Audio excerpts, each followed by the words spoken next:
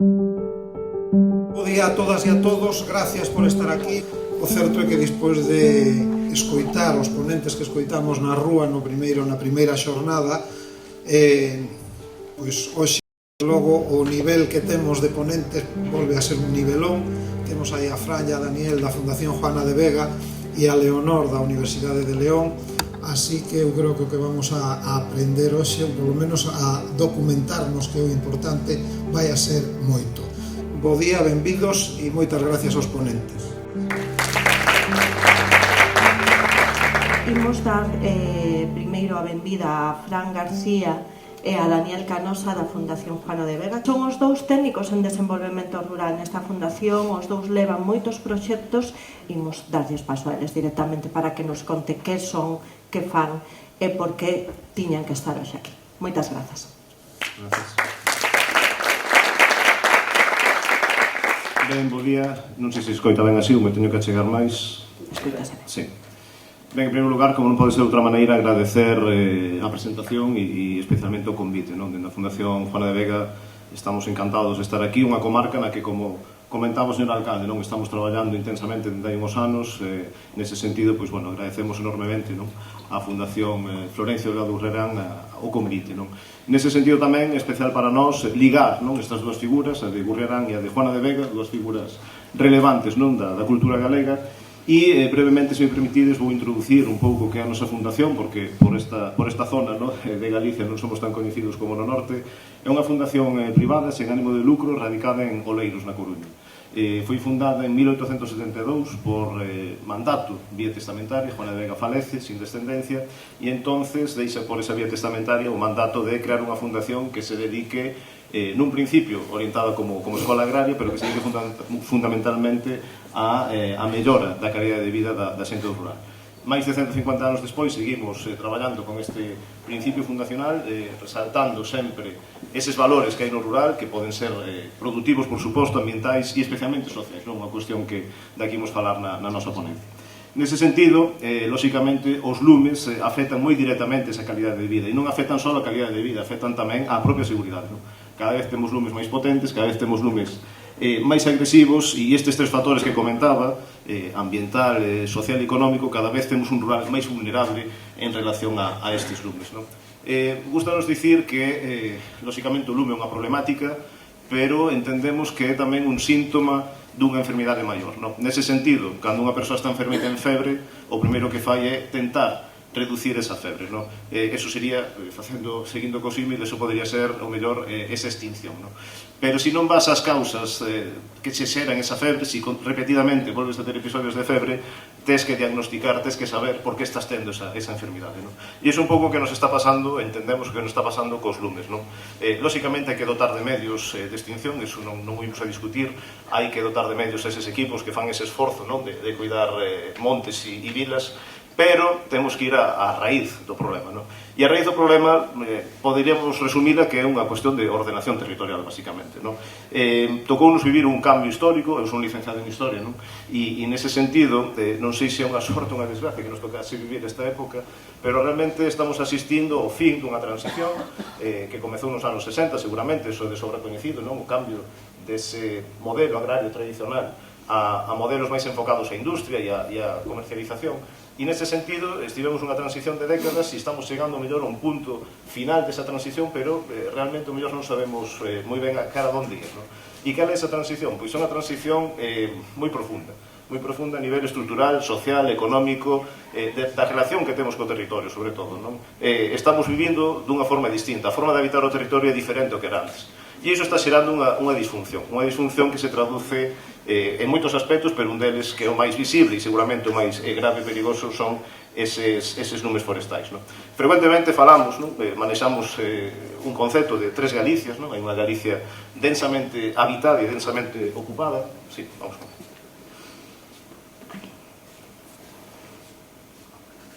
E esa Galicia densamente habitada cada vez está absorbendo máis poboación, non? Temos outra Galicia productiva, non temos un discurso negativo en relación ao rural nese sentido, hai unha Galicia activa, unha Galicia productiva, unha Galicia rural emprendedora, moderna, tecnolóxica, hai sectores moi notables en ese sentido, o exemplo do lácteo, non? Somos a oitava rexión produtora de lácteo en Europa, en bruto, a modo de exemplo. Estamos en Valdeorras, onde temos o sector do viño, que é un sector tamén punteiro en moitos aspectos, entonces non todo o discurso é negativo.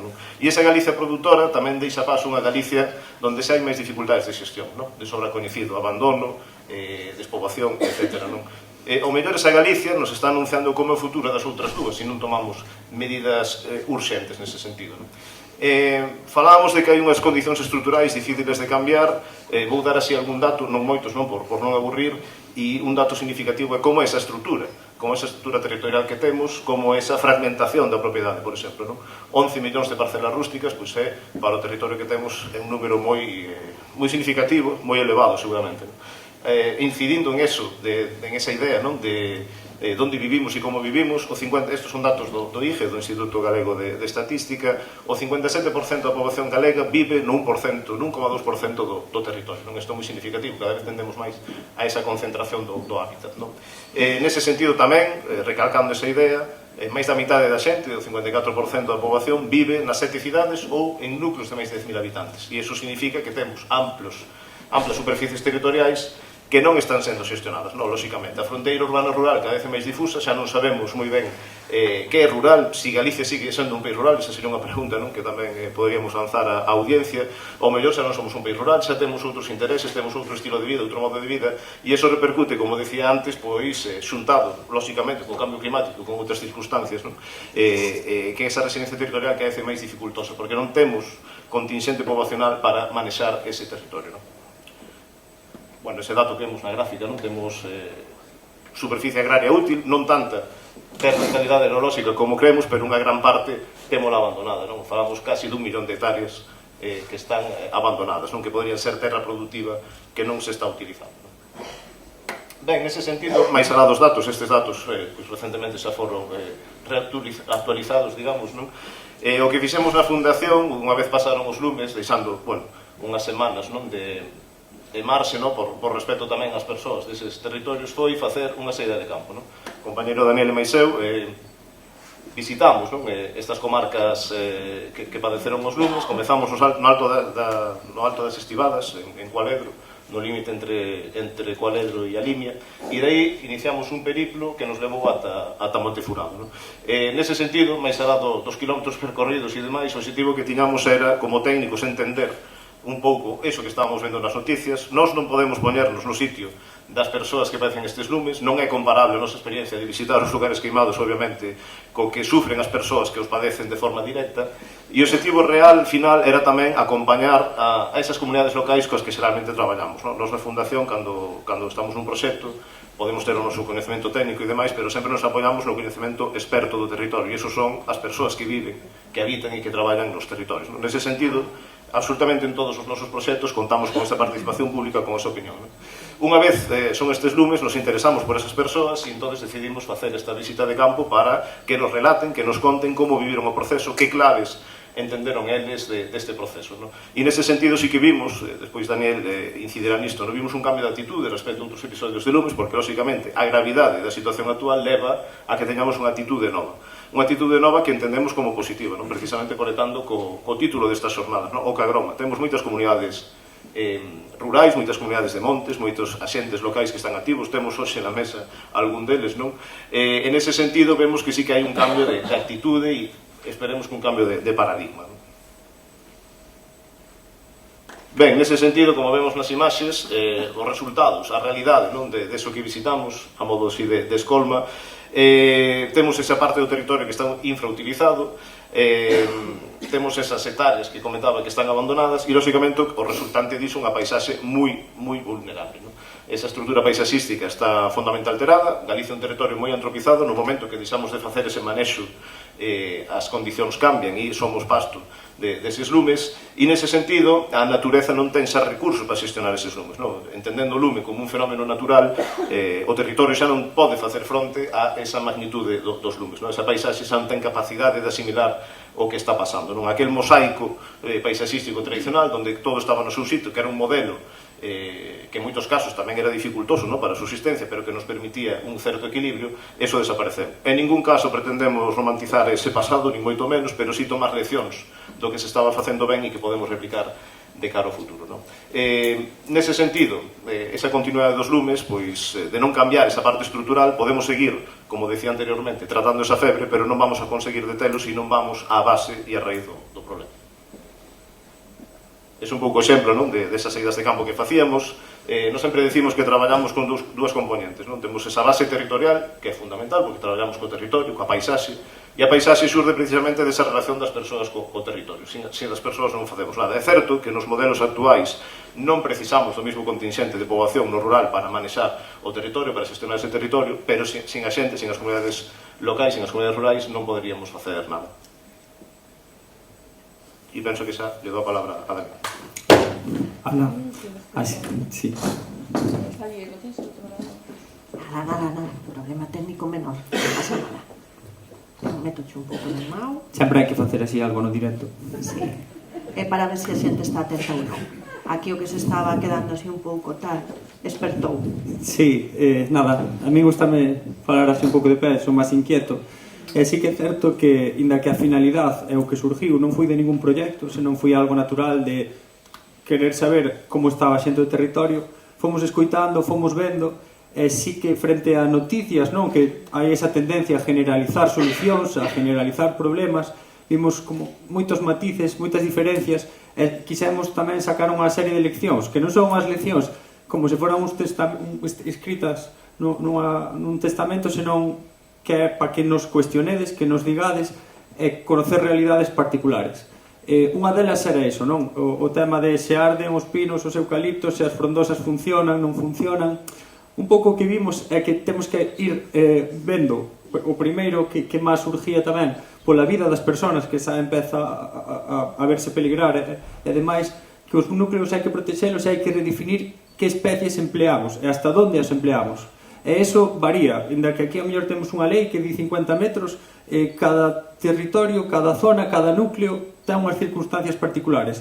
Tamén é importante que a propia xente da aldea vai vendo eso, non? E despois tamén temos que valorar o seu estado de conservación. Non podemos pensar que se teño unha frondosa, se teño un castiñeiro, ese é un superhéroe que vai facer unha barreira e vai espantar todo o lume. Non, ten que haber unhas condicións de humedade, estamos vendo tamén en outras especies tamén productivas moito decaemento, con enfermedades, con plagas, eses árboles son vulnerables. E se agora vemos máis tempo de secas ou de condicións que afectan a que os árboles estén ben, se estamos vendo os árboles decaídos antes dos lumes, pois cando ven un lume é un condicionante importante para que vai. Entón, temos que ter en consideración eso e salirnos desa idea de, bueno, isto é malo, isto é bo, isto vai funcionar, ora non funcionou, arranquemos todo. Non, hai que ver eses matices. Despois, as infraestructuras. Hai moitas infraestructuras preventivas, hai moitos montes, sobre todo os montes veciñais en Mancomún, que en Galicia pois tenden a estar asesorados técnicamente, temos a suerte de contar con Hugo, que despois seguro que nos conta moitas experiencias e demais, entonces esas infraestructuras poden funcionar, pero poden funcionar para certo tipo de lumes se somos capaces de chegar rápido e paralos. No momento en que se desborda, aí temos o exemplo dese tanque de auga, había unha cantidad de auga disponible con camiños adaptados e un monte gestionado que permitía ás brigadas entrar, pero cando estamos desbordados, ao mellor nin siquiera somos capaces de chegar a facer uso efectivo deles. Co cual, planifiquemos ben, teñamos estas infraestructuras útiles, tamén que sea ágil para as brigadas chegar a apagar o lume aí, pero somos conscientes que hai circunstancias, pode aparecer un raio nunha zona que non podes acceder baixo ningún concepto, e iso vai se desbordar e vai chegar lumes moi potentes, no cual todo o plan que tiñamos pensado vai ser pola borda, non? Entonces, esa seguridade que nos pode dar as infraestructuras, é dicir, vou ampliálas, vou facer máis, ten que ir acompañado de outro tipo de estrategias. Despois tamén vimos distintos figuras, distintos proxectos que a mellor están máis financiados e demais. A veces tendemos a pensar que por ter máis financiación vamos ter mellores resultados. E démonos cuenta que había moitos pequenos proxectos que a mellor nin siquiera estaban pedindo cartos públicos nin tiñan axuda, pero estaban persoas activas detrás que levaban unha continuidade de anos que foron ampliando, pois, neste caso, un rebaño, etc. E funciona moi ben. A veces tamén temos que ser capaces de poñer o foco en quen está activo intentar dimensionar económicamente o que somos capaces de facer e darlle unha continuidade que proteja o lume. E aí, agora xa se está traballando moito nas áreas estratégicas, é dicir, donde o lume sí que se nos pode ir de man, entonces intentemos... Ala, vai. Pasa nada. Son inquietos, aí dixen que era revoltoso. Intentemos apoiar e ver eso, vale? E non é unha cuestión de dicir, a mí se me das 1 millón de euros, arreglo o mundo, porque ninguén, eu creo que hoxe en día é capaz de arreglalo dunha forma tan sencilla.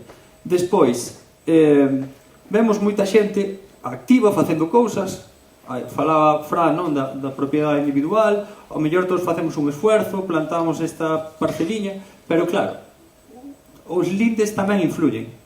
E o dimensionamento e a continuidade desa gestión influye, non? Que é tamén unha causa de abandono, de que fago eu no medio deso se ao final me vai a arder todo. De que me sirve ter unha faixa de frondosas que ao mellor é moi limitada en 10 metros de faixa se despois vai vir unha cantidad de energía co lume porque todo alrededor está así. E despois as infraestructuras, as carreteras, eso de chegar rápido para poder actuar e evitar un problema grande vai ser fundamental. Todo o mundo, xa o vimos en procesos anteriores, decía o que quero é recuperar os camiños. Se recupero os camiños, vou ao monte, vexo o monte, gestiono o monte, chego rápido en caso de lume. Si vai ser moi importante por eso, tamén vai ser moi importante pola evacuación. Vemos que hai pueblos que non ten fácil a evacuación. E aparte, xa non é cuestión de o fume, o nerviosismo, pode haber accidentes, pois é importante ter claro esa parte e despois tamén porque así, falando cas comunidades en confianza, pois contábanos moitas experiencias. E fixéronse moitos contralumes en situacións de urgencia que, bueno, algúns eran de xente que non pertenecía ás brigadas, non? Da población. Algúns, pois, co visto bo ou coa vista gorda de parte dos técnicos que, bueno, veña, é unha solución de emergencia, outros, ao mellor, que non, que foron así, sin tal. E tedes que pensar, non estamos apelando a que se faga eso. Poño que é importante ter as infraestructuras por se fai, que non ter problemas, que non se nos escape, non mete la pata, pero sí que é sempre moi importante coordinarnos cos servicios de extinción, porque ao mellor hai unha brigada ali no medio, e estamos plantando lume, liámola. E aparte eso, que tamén nos dá unha oportunidade de evitar que se nos vaya e generar un problema maior de continuidade. E iso enlaza moito co tema da autoprotección. Hai un servicio de extinción que en teoría tiña que atender parar os lumes forestales, ao final estáse facendo máis contingencia dos lumes nas aldeas, e tamén hai un servicio de emergencia que deberíamos traballar nesa parte de autoprotección, de ter un plan, de saber como funciona, de quedar tranquilos. Tamén nos contaron moitos casos de hai que evacuar, hai que salir nos lumes de 2022, repetíase no 2025, moita xente dicía, menos mal que non fixemos caso e volvemos, porque senón non se salvaba o pueblo. Vale, pois teremos que facer fronte a esa realidade e saber como ter un plan tanto a nivel da población como coordinarnos cos servicios de extinción, porque se cada un imos a nosa bola no caos pode ser algo malo. E despois, sí que víamos, traballamos, temos proxectos por moitas zonas de Galicia, cada unha é moi distinta, pero xa a nivel territorial, paisajístico, pero tamén a nivel social, polas estruturas que hai, os montes veciñais, o tamaño dos montes veciñais, bueno, puxen aí varias imágenes hai unha gran cantidad de montes veciñais con unha gran superficie, pero na provincia de Ourense hai montes de 3.000 hectáreas, ao mellor na costa atlántica hai montes de 20 hectáreas, montes veciñais en mancomún. Cambia moito de dimensionamento, ao mellor hai 6 personas para decidir sobre 3.000 hectáreas, noutros sitios son 200 comuneiros que hai que poñer de acordo. Esa parte social é moi importante, os plans de ordenación, aínda, bueno, son os datos do Plan Básico Autonómico, non sei a día de hoxe como está eso, pero hai moitos montes que aínda non ten ese plan de ordenación, ese asesoramento técnico é importante, témonos que coordinar máis nese sentido, e despois tamén outras cuestións, comentaba Fran, non? Esa era a gráfica de Fran de ver un pouco a situación de partida e como lle facemos frente, é unha cuestión que teño ganas de escutar a Leonor, xa falaba con ela, por esa parte de a vegetación que hai, como o que comentaba antes, non? De o decaimento que pode supoñer o cambio climático, o de que zonas son máis aptas, que estrategias utilizo para esa vegetación. Hai unha serie de cuestións técnicas que como teño suerte de contar con Leonor e con Hugo, xa as deixo aí para responder. Pero sí que é certo que recollemos, non, un pouco da xente estas tres cuestións principales. Non, había xente que nos dicía, despois dos lumes, o monte ten que dar. Outros apostaba máis por é que o noso monte non dá, que lle fago? E os últimos, pero é que eu non teño quen traballo o monte. Entonces, sí, está moi ben agora para recuperar, pero que solucións lle aplico? E a partir de todas esas conversacións que tiñamos e tal, generamos así como este esquema. No enfoque productivo, sí que se vía zonas con actitude de producir madeira, con bons crecementos, con interés comercial, con unha estrutura xa montada, con esa cadena de valor que é moi importante. En Ourense hai moita cantidade de madeira que sale. Claro, é rédito económico e aí generabas un pouco o debate de que fago, sacrifico algunhas zonas a ver se así me protejo mellor. Pero víamos que en general os discursos tendían vamos a repoblar cas mesmas especies, porque claro, hai inda que queira cambiar o pino por un castaño, o castaño aquí non se me vai dar, vai morrer, etc. Pero sí que había moito eso de vamos a ampliar, pois hagamos cortalumes máis grandes e demais. No enfoque de que poxen a ideación abandono a ficción, claro, moita xente que ao mellor despois do lume 2022 e 2025 que ainda peleou para recuperar algo está dicindo é que a mí non me dá, estou poñendo cartos, non vou recoller nada, estou no medio deso, mentre non se solucione o do contorno tamén vou abandonar. E vemos aí ese riesgo de ir nos seguintes anos continuando aínda con lumes con peores resultados, non? E despois era o debate ese de é factible unha xestión sen aproveitamentos de rédito económico, quen paga? Que fago? Vou poñendo cartos eu para intentar, bueno, pero xe de conclusión se falaba de temos que facer o esforzo de gestionar zonas estratégicas para protegernos. E despois, que facemos ca propiedade? Onde non podo actuar e o propietario non quere actuar, que fago, non? E por último, xa non hai quen traballe monte. Estánse cambiando os usos do suelo. E aí, que facemos? Teremos xente de fora, pero quen nos van traballar, como nos van traballar, como establecemos esa integración da xente, non hai quen queira vir, por qué, bueno, e despois a coordinación para a cadena de valor. Se non nos coordinamos, se non genera un valor económico, é difícil que unha persona se poña a gestionar eso.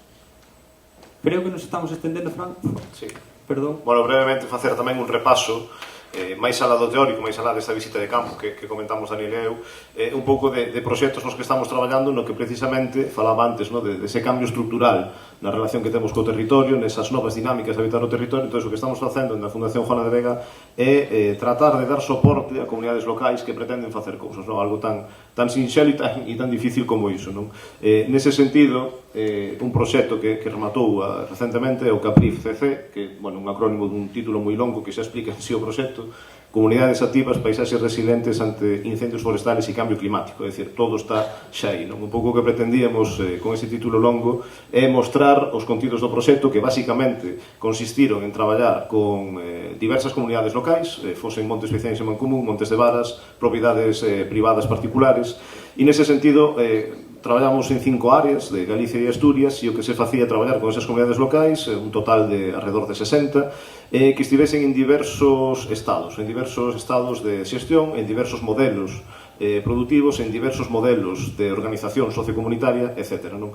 A idea fundamental, por non estenderme demasiado, porque como di Dani, vamos mal de tempo, era procurar solucións multifuncionais para eses montes. Que precisaban, como poderían reorientar modelos que non estaban funcionando, replicar aqueles que estaban funcionando, xerar intercambio de coñecemento entre as propias comunidades locais, etc. E un resultado interesante que sempre, ou que nos parece interesante, que sempre pretendemos os proxectos, é que eses proxectos leven a establecer redes, a establecer contactos, a establecer aprendizaxes mutuas, intercambios.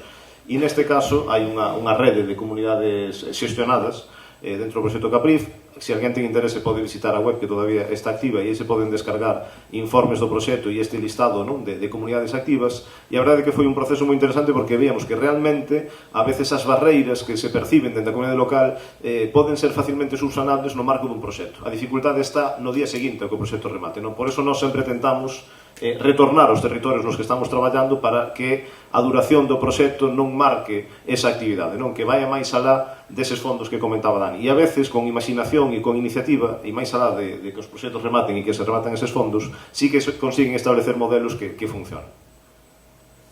Este é un exemplo dunha das intervencións, porque neste caso era un proxecto financiado pola Fundación Biodiversidade e tiña capacidade para execucións piloto. Estamos na Edreira, un área de alto valor natural, que era de alto valor natural na contorna do Parque Natural do Invernadoiro, e, bueno, aí fixeron as intervencións, como vedes, esas albarradas, plantación de frondosas, etc. Non? Simplemente a modo de exemplo de que tamén son proxectos que en moitos casos teñen eses pilotos demostrativos. Non?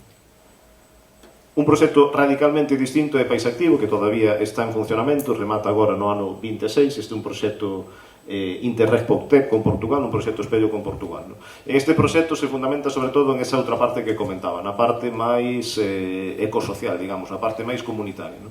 O proxecto, resumido nunha frase, iría de modelos de activación de núcleos rurais. E entón temos que estudiar eses núcleos, esas aldeas que están funcionando, por que están funcionando, con que mecanismos están funcionando, e lonxe do que podíamos pensar, non sempre é a través do tema económico, non? Frecuentemente falamos dese abandono rural porque a xente marcha por motivación económica, eso foi unha realidade, eso é certo. A día de hoxe xa empezamos a ter dúbidas diso, non? Porque, lóxicamente, cando non hai relevo xeracional nunha explotación gandeira, por exemplo, que está funcionando, que a nivel económico é moi rendible, pois hai algo máis profundo detrás, xa non é só os cartos, hai outros factores, non? E entramos en esa parte máis sociolóxica, digamos, non? Xa non queremos vivir desa maneira, en certo modo, non? Entón, nese sentido, o proxecto estudia por que hai aldeas que funcionan e por que hai aldeas que non. E aí determinamos, a través dos dous casos piloto, esa é unha imaxe de Infesta, no Concello de Monterrey, na comarca de Verín, que é o piloto galego. E temos en Portugal a Almofrela con a aldea de Vallao, no centro norte de Portugal. E aí vimos que, como decía, máis alado económico, a veces simplemente unha asociación cultural que é dinámica consigue fixar poboación en ese núcleo. No? E temos os exemplos en esta xornada de núcleos rurais, de comunidades locais que a través da dinamización sociocultural máis alado do aspecto productivo consiguen ese dinamismo. Este é un exemplo de Infesta, tamén a modo de inventario, e por ser tamén transparentes, non? Dicir que os pilotos que se executaron en esta comunidade, pois arderon. Lóxicamente, intentamos, non? Como víamos na imaxe anterior, a iglesia tiña ardido nun incendio anterior, foi reconstruída pola Comunidade de Montes, e unha das intervencións precisamente foi limpar e liberar de biomasa a contorna da iglesia. Esas frondosas que se plantaron foron arrasadas polo lume, non? Pero, bueno, non dice ser significativo que un proxecto que se chama Paisactivo, Paisajes Resilientes contra o Cambio Climático, pois, bueno, os propios pilotos foron arrasados polo lume. Este outro exemplo, que este de Pousada, é un polígono agroforestal no Concello de Os Ríos. Este exemplo trémolo porque hai posibilidades, non? No marco normativo que temos hai figuras que nos parecen interesantes. Temos esa lei de recuperación da terra agraria, que ten instrumentos que son técnicamente e teóricamente entendemos que moi válidos, como poden ser estes polígonos agroforestais. Sin embargo, nos falta esa outra componente. A figura pode estar moi ben, o instrumento pode estar moi ben, pero quen o xestiona? Cal é o xente xestor diso? Esas figuras deben ir acompañadas tamén de proceso, xa non digo de promoción da figura en sí, que a cidadanía coñeza que hai esas opcións, non? Porque moitas veces non accedemos a figuras deste tipo, incluso a fondos, porque hai descoñecemento, porque a burocracia é moi complicada, etc. Non? Un esforzo que temos que facer, todos os técnicos e persoas vinculadas a estas temáticas, e especialmente en a administración, é simplificar eses procedementos e que sexan realmente accesibles e coñecidos, porque moitas veces hai máis posibilidades das que pensamos. Non? Precisamente, este polígono agroforestal, cando era xestionado pola veciñanza de Pousada, estaba perfectamente cuidado e perfectamente limpo. Unha vez se declara polígono agroforestal, non se atopa un asente xestor, as persoas que cederon as súas parcelas deixan de xestionalas porque xa son parte dese polígono, cando ven o lume, a acumulación de biomasa fai que arda íntegramente todo ese souto antigo. E iso levounos a pensar no proxecto que comentaba o Brentino, no Resouto Lá. Cando nos facíamos traballo de campo, máis alá dese valor productivo, do valor económico que pode ter a castaña, que é un sector que entendemos tamén pode ser, igual pode ser o novo viño, non? Porque non, hai unha cultura do viño, pode haber perfectamente unha cultura da castaña, ou mellor, non? E veíamos que moita xente, o vínculo que gardaba coa aldea era precisamente polo ciclo da castaña, por ir facer esas demoucas, por ir aos magostos, por ir a recollida, etc. Entón, aí veíamos que máis alá do productivo, máis alá do aspecto ambiental, que é un ecosistema que ten un valor en sí mesmo, había unha ligazón cultural moi profunda. Non? Entonces, especialmente en comarcas como Valdeorras, Trives, Manzaneda, veíamos que había esa conexión, non? Da xente co territorio a través do mundo dos outros. Entón, é un proxecto pequeno, un proxecto que vai a durar 3 anos, pequeno en financiación, pero no que vamos a pretender entender como funciona ese mundo, entender que posibilidades ten en relación a cadenas de valor, como se comercializa, como se traballa o sector, pero tamén, desde logo, entender que relevancia ten para as persoas que habitan o territorio, e ver se así somos capaces de revitalizalo de alguma maneira. paso de novo. Sí, pero nada, xa acabamos, que estamos nos portando un pouco regular co tempo. Simplemente comentar... Bueno, non é para tanto. Vamos. No, aparte que a xente tamén se vai cansar de nós, non?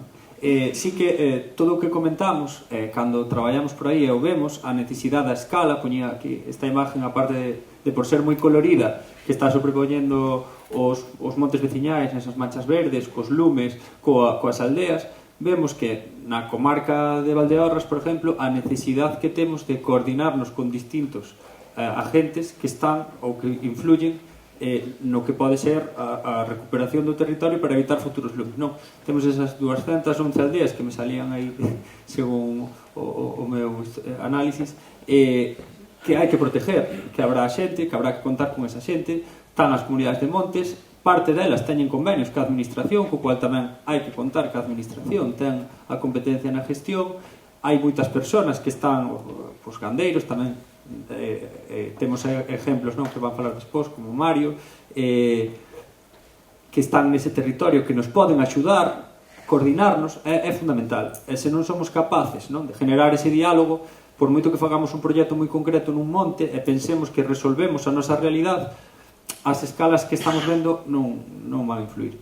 Entonces eso, aparte de que recollemos moitas veces todas esas críticas coa administración, co papeleo, coa documentación, coa complejidade que hai por aí e tal, e tendemos, non, de todos estes agentes a responsabilizar. Todos somos responsables, pero buscamos que a primeira responsabilidade que se cumple é o do lado. Pero hai que entender que no noso, non, a parte social, querer ao noso territorio, estar ali, entendelo como noso, estar activos, propoñer, sentarnos con todo este ecosistema para solventar algo, é fundamental. Non é sencillo, pero nós sí que, ahora que vamos traballando en distintas zonas, vemos que están cerca disso. Que é máis factible do que realmente pensamos.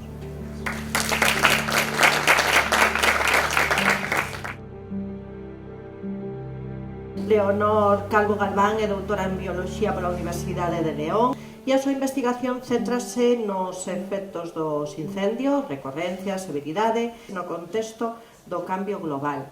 Primero, muchísimas gracias por invitarme. Luego yo diría que hace una chica como tú en un sitio como este, cuando tengo delante de mí a dos personas que son de la zona o trabajáis en la zona, conocéis mucho mejor que yo todo esto. Pero, bueno, llevo trabajando en incendios desde el año, empecé la tesis en el año 87, o sea, ya llevo años, y os puedo asegurar que lo que ha pasado el año pasado nunca lo habíamos visto. Yo soy de La Bañeza, por lo tanto el año pasado estuve en uno de los incendios más grandes, junto con el que habéis comentado, y sufrí a nivel personal lo que la gente en el mundo rural sufre cuando hay un incendio. Es decir, llevo trabajando con incendios muchos años, pero también he sufrido esta parte.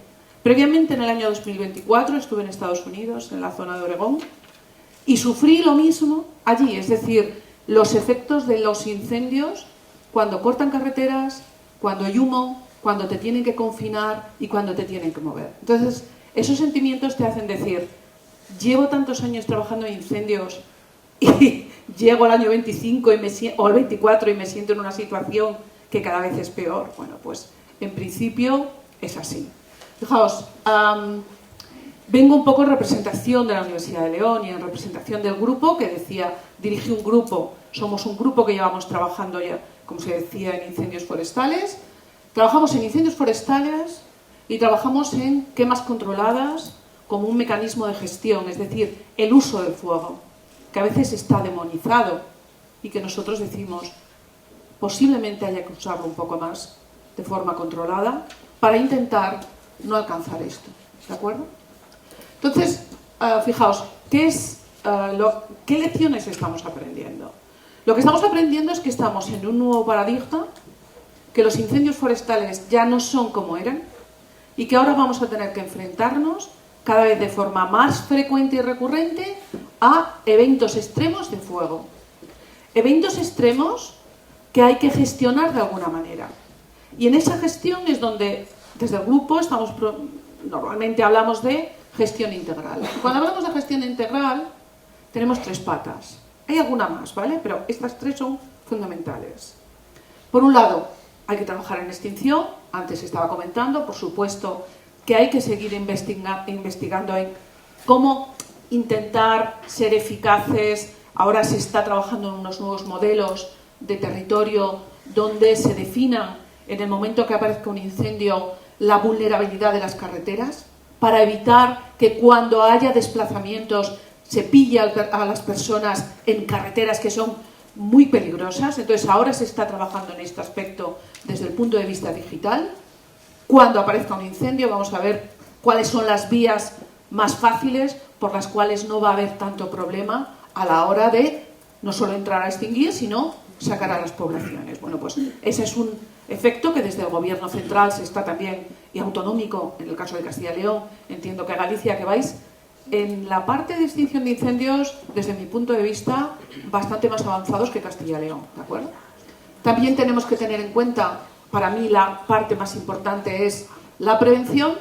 Si no trabajamos en prevención, ya veremos cómo esto está totalmente desfasado. Es que está desbordado por mucha gente que trabaja en extinción, situaciones como las que tuvimos el año pasado y que se volverán a repetir, no son capaces. Son situaciones que evitan que las personas que trabajan en extinción sean capaces de atenderlo todo.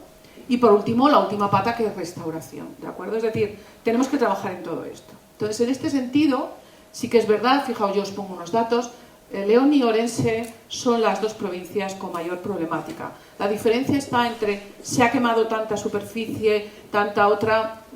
No siempre las cifras son para ser constantes, porque cuando hablamos de incendios forestales nos referimos a superficie forestal que no engloba la agrícola. Entonces, cuando metes la agrícola es cuando empiezan a cambiar las cifras.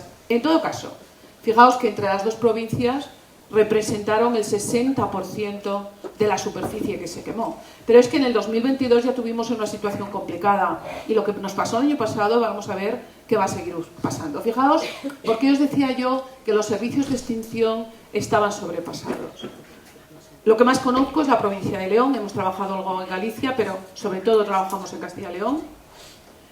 En 10 días teníamos al mismo tiempo más de 8 o 9 incendios de una extensión mayor a 1000 hectáreas. Si veis un poco la clasificación del tipo de incendios, cuando supera las 500 hectáreas se llaman grandes incendios.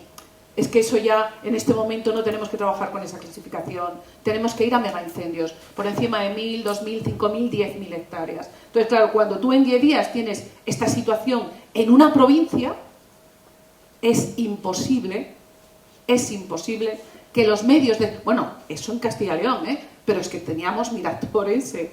Es imposible. La extinción está sobrepasada. Tenemos que trabajar en otro aspecto. Antes hablabais de una cuestión importante. ¿Qué pasa? Hay que hacer vías de acceso a los sistemas forestales. Sabéis que a veces esto es conflictivo. Cuando estamos trabajando en espacios que tienen alguna figura de protección, bueno, hay que tener un poquito de cuidado. Pero ¿qué pasa cuando no tenemos esas vías de acceso? Pues lo que nos ha pasado este año. El 30% de la superficie que se ha quemado se corresponde con espacios protegidos. Mirad aquí que os doy unos datos de qué pasa con especies que están en peligro de extinción y qué ha pasado con su superficie. El urogallo. El casi 70% del hábitat del urogallo se quemó en esos 10 días. El quebrantahuesos, el 50% de su área. El oso pardo, casi el 50%. Luego, esto lo tenemos que tener en cuenta. ¿Por qué? Porque muchas veces la protección de estas especies implica invertir millones y millones durante muchos años. Por lo tanto, a veces vamos a tener que hacer una especie de labor de difusión y de labor de convencimiento entre unos y otros para ver cómo abordamos este aspecto. Lo que nos ha pasado este año es complicado, ¿de acuerdo? Bueno, pues seguíamos. Decíamos, la extinción, hay que seguir trabajando en ella, pero es uno de los apartados que sabemos que está sobrepasada. Por lo tanto, ¿en qué tenemos que trabajar? En prevención, básicamente. Para trabajar en prevención, lo primero que tengo que saber es por qué se producen esos fuegos. No la causa directa, porque la causa directa sabemos dónde está. Está aquí, que suelen ser pues el 90-95% de los incendios, o está aquí, que casualmente el año pasado, os recuerdo que no fue el 90% de los incendios de causa humana, fue al contrario, fueron naturales, fueron de rayos, ¿de acuerdo? Pero, porque eso se está viendo a nivel mundial, cada vez este porcentaje está disminuyendo y está aumentando este porcentaje. Pero lo más importante no es esto, sino lo más importante es esto. Ya estabais hablando, lo comentaban los compañeros que han intervenido antes que yo, que incendios va a haber. Es decir, la idea de decir vamos a disminuir, eliminar por completo el número de incendios es imposible. Se está viendo que a nivel general, a nivel regional y a nivel local, el número de incendios está disminuyendo. La superficie que se quema está disminuyendo. Pero hay picos donde con 3, 4, 10 incendios se nos quema absolutamente todo. Luego, ¿por qué tenemos ahora un problema? Lo que os decía, el cambio de paradigma, porque estamos hablando de grandes extensiones de combustible con situaciones de humedad, de sequía importantes. Por lo tanto, cuando tenga un incendio no va a ser nunca un incendio pequeño, van a ser eventos extremos de fuego. Y los eventos extremos de fuego se definen porque emiten más de 4.000, 5.000 kilovatios por metro. Eso no se puede extinguir. Entonces, este aumento de combustible en cantidad y continuidad viene asociado por el abandono de los usos tradicionales. También está asociado, en muchos casos, a situaciones de plantaciones que tenemos desde los años 50, 60, que a veces no están del todo gestionadas, ¿de acuerdo? Y, no nos cabe duda, por la pérdida de herbívoros, ¿de acuerdo?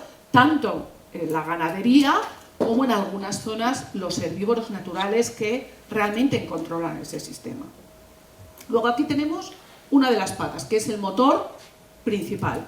Y luego tenemos otra de las patas. Y la otra pata es que estamos inmersos en un proceso de cambio, yo diría global, y dentro del global el climático. Un dato importante de lo que ha pasado el año pasado. Fijaos, aquí tenemos las temperaturas diarias desde junio, la media en los últimos 60 años, desde junio hasta el 31 de agosto, ¿vale? Bueno, pues lo que ocurrió el año pasado son estos picos que tenemos aquí. Estos picos quiere decir que en determinados momentos había más de 12 grados por encima de la temperatura media, y fijaos que estamos ya 12 grados por encima de 20 y pico grados, estamos en 30 y pico grados. Más cosas que se ha visto este año. No solo es que tengamos 12 grados la temperatura media más alta durante el día, no, se está viendo, el mayor problema es que esas temperaturas están aumentando por la noche. Entonces, los que trabajáis seguro en extinción o tenéis idea de extinción, sabéis que las ventanas para trabajar en ellas es por la noche. Estamos dentro de un proceso de cambio climático que está aumentando estas temperaturas, sobre todo en momentos donde los rangos o esas ventanas de trabajo se suponía que era donde tenían que trabajar. Me preguntaban antes, Leonor, ¿qué tal va? Acabo de venir de un congreso en Burgos donde se ha presentado unos resultados, y se está viendo en los últimos años que las velocidades de movimiento de los incendios son mayores en la noche que durante el día. Y esto es un problema, porque claro, ¿cómo se va a trabajar ahora? ¿Dónde vamos a trabajar? Decían, se encuentran velocidades mayores durante la noche y encontramos incluso emisiones energéticas mucho más altas durante la noche. Luego, otra pata fundamental. Aquí tenemos la principal razón de tenemos que trabajar en prevención, si no, no somos capaces. Entonces, yo normalmente, cuando trabajamos en incendios, pongo este círculo, el círculo de los colores.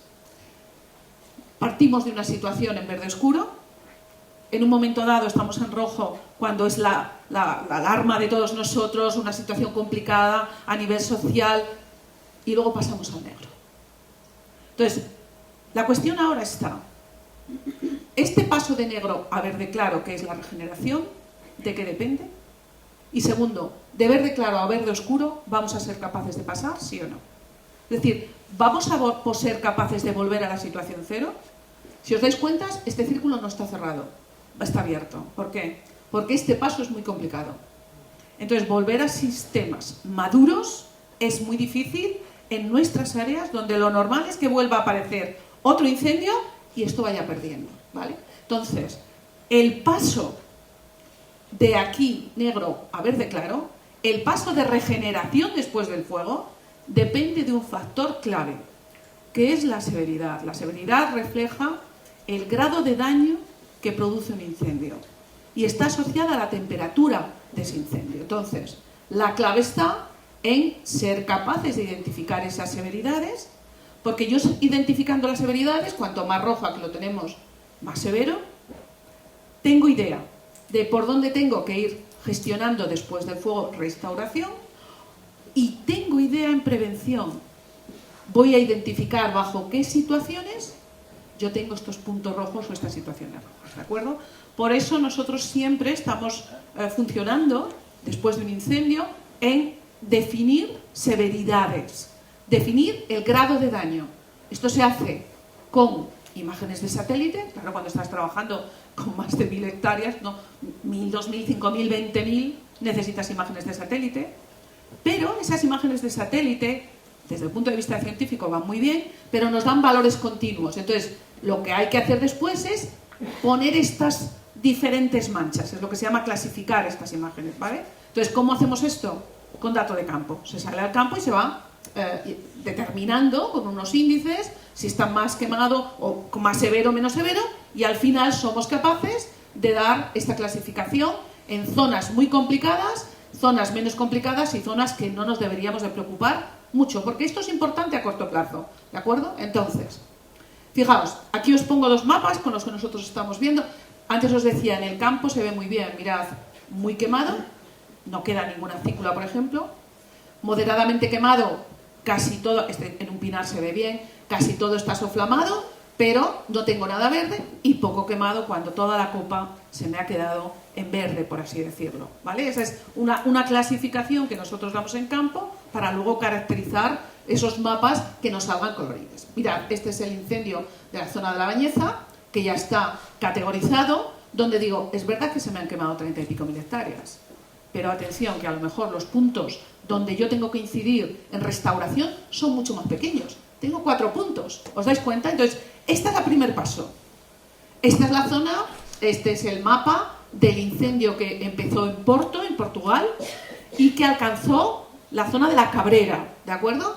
Claro, aquí ya la cosa se me va complicando un poco más. Si os dais cuenta, tengo unos puntitos, más cantidad de superficie que voy a tener que tratar después de este incendio. Luego, la clave está en tener estos mapas lo más precisos posibles para ir calculando desde el punto de vista de los gestores cuánto dinero tengo que invertir en una restauración a corto, medio y largo plazo, ¿vale?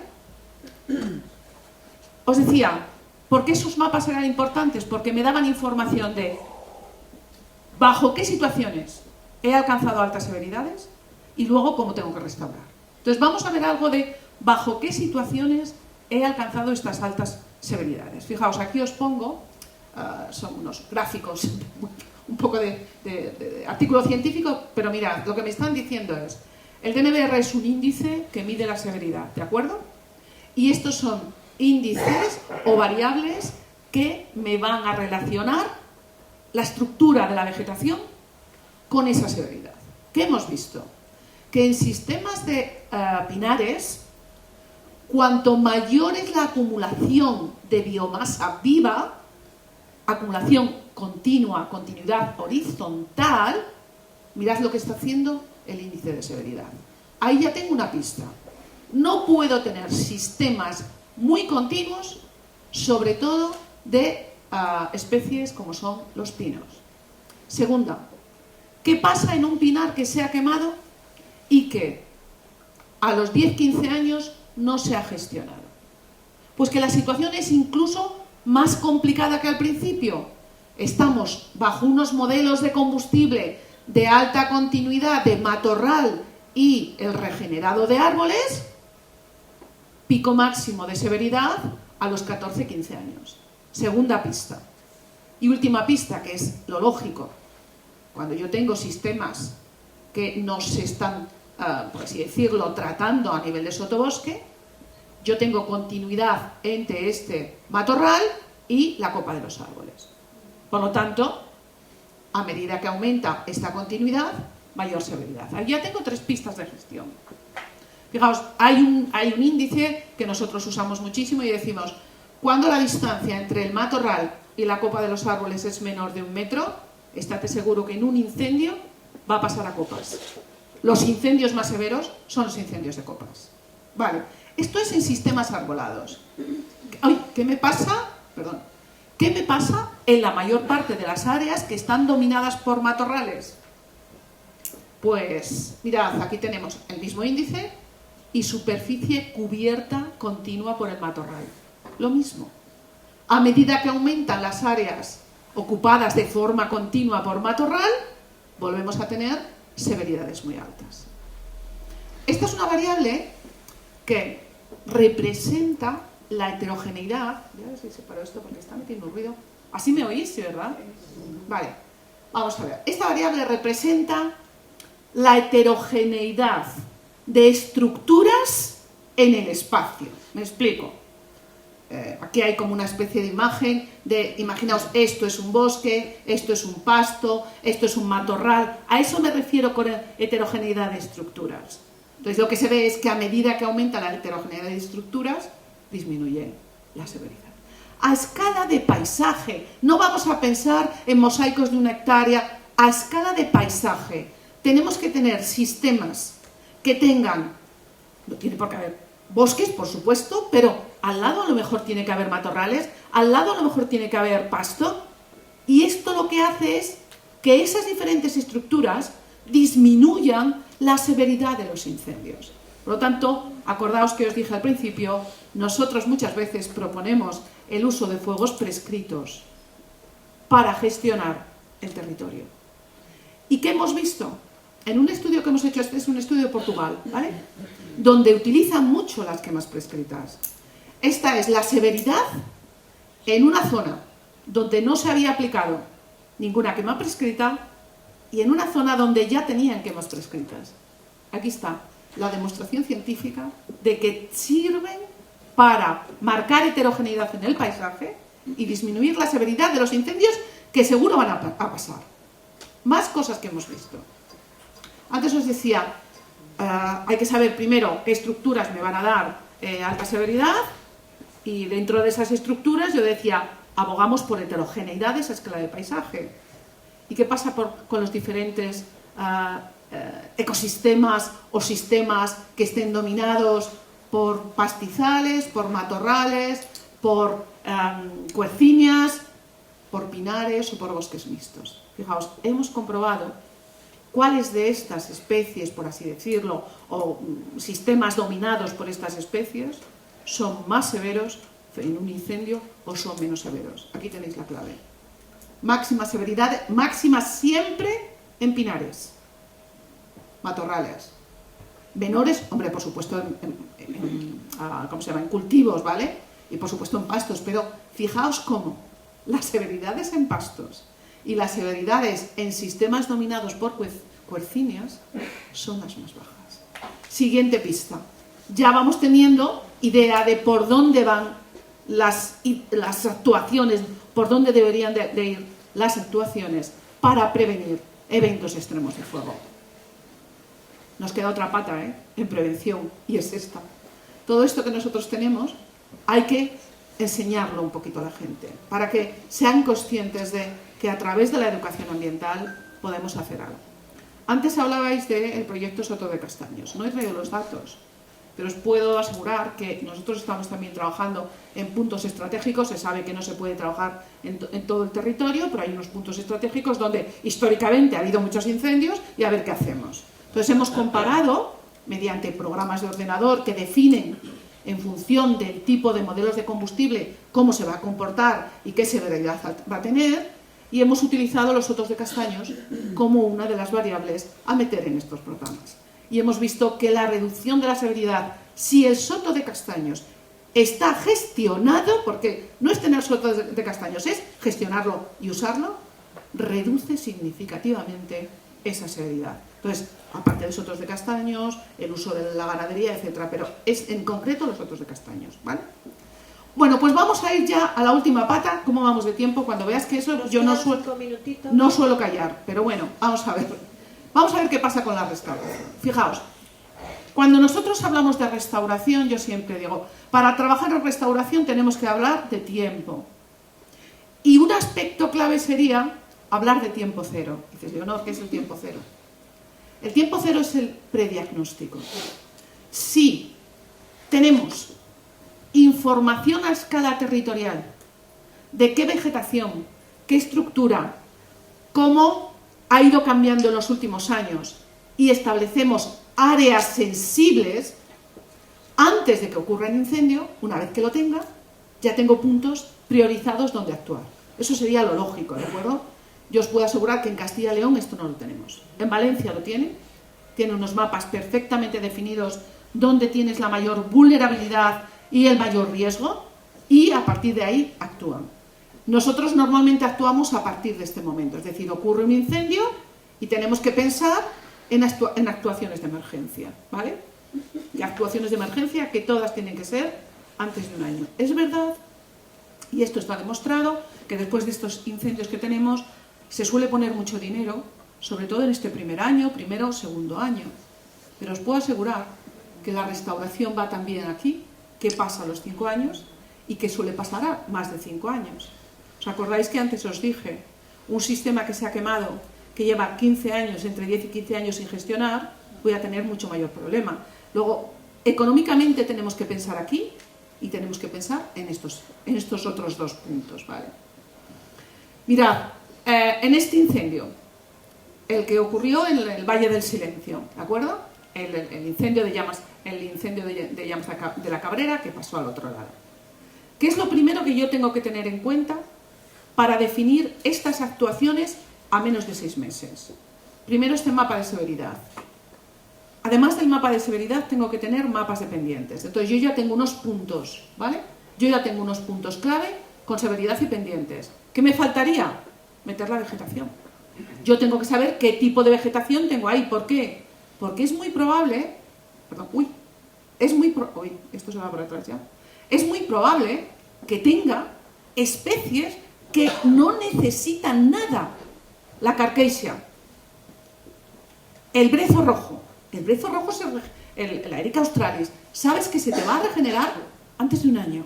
Luego, donde no tengas fuertes pendientes y alta severidad, estate seguro que se te va a recuperar. La Carquesia, Genistela o como se llame ahora, igual, se te va a recuperar muy bien. Al contrario, tengo que saber qué hacer con ella a corto plazo, a medio plazo, porque al final esta especie es una especie que se llama kill the neighbors, es una especie que acumula masa seca en la parte de abajo. Por lo tanto, si tengo esto, no tengo que pensar en restaurar. Las escobas, lo mismo. Los robles se recuperan perfectamente. Otra cosa es que me quede en lo que sería el estado arbustivo, como pasó a Monte Alto. Necesito a partir de los 10 años meter el dinero para gestionar estas áreas. ¿Qué zonas? Los abedules. Fijaos, una de las zonas, si alguno conocéis la zona Fasgar, vosotros tenéis también mucho abedular.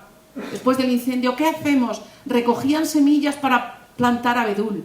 Les decía, por favor, si hay una especie pionera por excelencia es el abedul. Va a germinar, germina pero estupendamente bajo cualquier situación. Va a germinar muy bien y va a rebrotar muy bien. Dentro de 5 años tendremos problemas con el abedul porque no va a dejar entrar otras especies. ¿De acuerdo? Entonces, ¿con qué especies hay problemas? Con las germinadoras obligatorias, los pinos. Este es un mapa de la zona de Canalejas, que es un pinar de silvestre, ¿de acuerdo? Fijaos cómo, primero, la mayor parte de la zona quemada, ¿qué colores tienen? De altas severidades. Claro, estos pinares no se te van a regenerar. No se regenera el pino silvestre, no se regenera el uncinata, no se te regenera el nigra. Luego la pregunta es, ¿voy a seguir queriendo un pinar? ¿Sí o no? Por contra, si tengo pino pinaster, el pino marítimo, ¿sabes qué? Se va a regenerar muy bien. El problema lo tengo por sobre-regeneración. Luego tendré que pensar que en estas zonas a lo mejor tengo que actuar más adelante. Pero fijaos, todo esto que os estoy diciendo de se recupera bien la Carkesia, la Erica, todo va a depender, sobre todo, de esta palabra que viene aquí, recurrencia. ¿Cuántas veces se me ha quemado esa zona? Porque puede que la especie en sí funcione bien, pero si se me está quemando cada 5 o 7 años, mirad aquí en estas gráficas, solo vamos a ver esta de aquí, por ejemplo, donde yo tengo aquí la severidad en el eje de las X y en colores verdes se quemó una vez en los últimos, eran 20 años, 2 veces y 3 veces la negra. Yo sé que Pinus pinaster se regenera muy bien en el marítimo.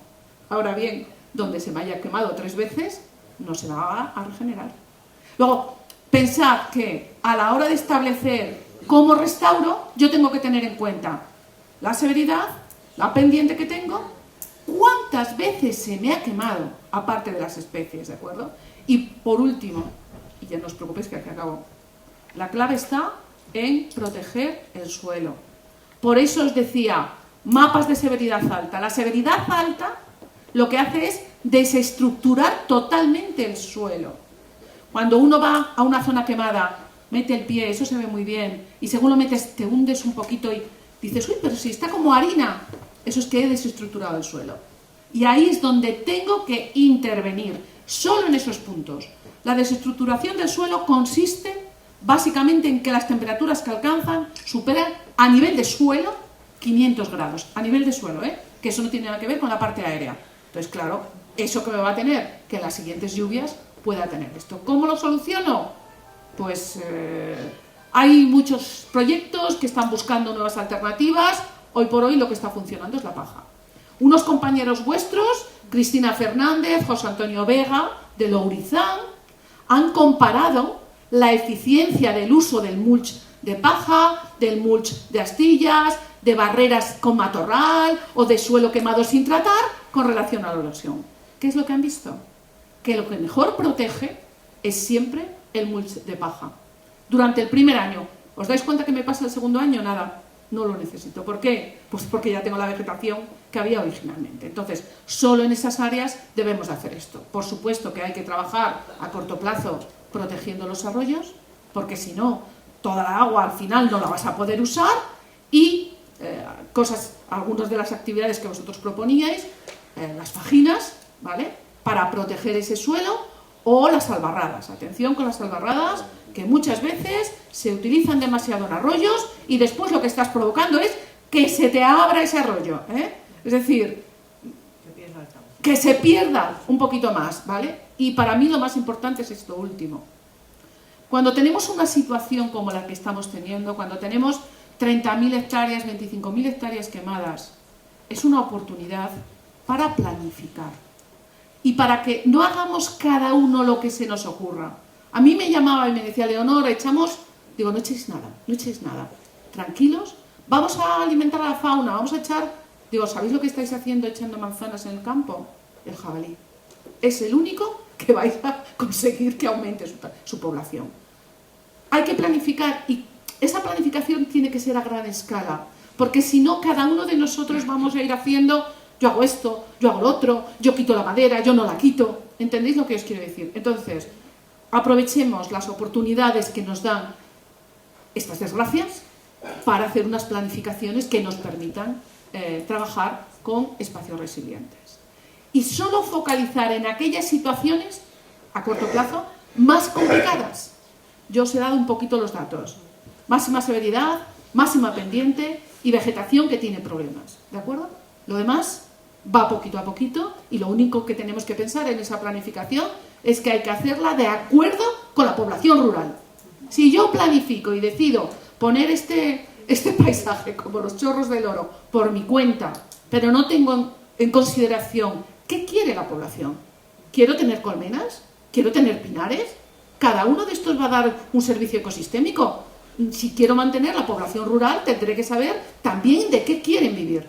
Entonces, esa es la clave. Y tener mapas originales, de saber si toda esta zona que se me quema tengo que focalizar aquí o tengo que focalizar aquí, es clave. Para eso significa dinero, inversión y programación. Gracias.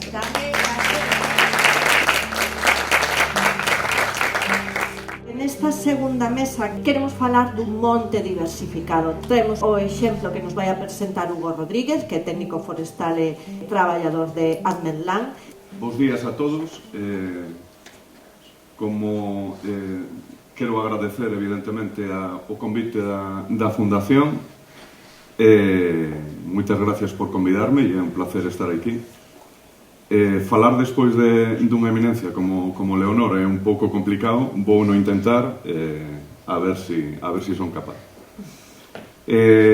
Para un valdeorrés como eu, son criado na rúa, levo xa un montón de anos no sector forestal, xa casi 25 anos. Vir a falar de xestión forestal a un sitio onde prácticamente este distrito, que é o Distrito Forestal 13, ardeu prácticamente por completo, pois é unha mágoa. Outro día confirmaronme no Ministerio que este é o lume máis grande xa non do último ano, sino dende que temos datos en España, non na Península Ibérica, porque houve un máis grande en Portugal, pero si o máis grande de España está aquí en Valdeorras, e xa levamos 2 continuados prácticamente 4 anos, vale? Bueno, isto que vedes aquí, todas as fotografías que vos vou asinar hoxe están sacadas en Valdeorras, algunhas despois do lume e outras pois previas ao lume en algúns dos montes que xestionamos no Concello da Veiga. A Veiga, dentro deste distrito, como veíamos antes as imaxes que puxeron dende a Fundación, prácticamente está completamente rodeado por lume. Vamos a ver, por distintos lumes, tanto no lume de Valdeorras do ano 2022 como no lume de Larouco deste ano. Entrou outro por Porto, tuvemos tamén o de Manzaneda relativamente cerca, e das 9.000 hectáreas que xestionamos alá, compartimos xa un montón de kilómetros cos últimos 2 lumes. A Veiga non era un concello donde haxa lumes históricos de forma histórica. O que pasa que últimamente, como ben decía Leonor, xa non estamos a salvo de que estos lumes reiterados nos toquen ou ben por tormentas secas, como foi o do ano 2022, como o deste ano, pois que o parece ser foi provocado. Bueno, algunhas das fotografías que aparecen aquí están tomadas por un bon amigo que se chama Floirán Sevilla, que é un dos mellores xestores, sobre todo en xestión de frondosas caducifolias que temos neste país, e que estuvemos vendo ou dándolle unha volta a este lume de Larouco fai pouquiñas semanas. Isto que vedes aí é un rebrote de de bidueiro, de cepa, está no Monte de Roblido. Bueno, este lume tamén nos enseñou un montón de cousas que vos vou intentar explicar a continuación. Bueno, isto que vedes aquí, a ver, o punteiro, isto que vedes aquí, isto é a Veiga. Isto é o barco, vale? Isto que está aquí é o Alto da Portela. E vos trouxen esta fotografía porque evidentemente a xestión forestal activa funciona.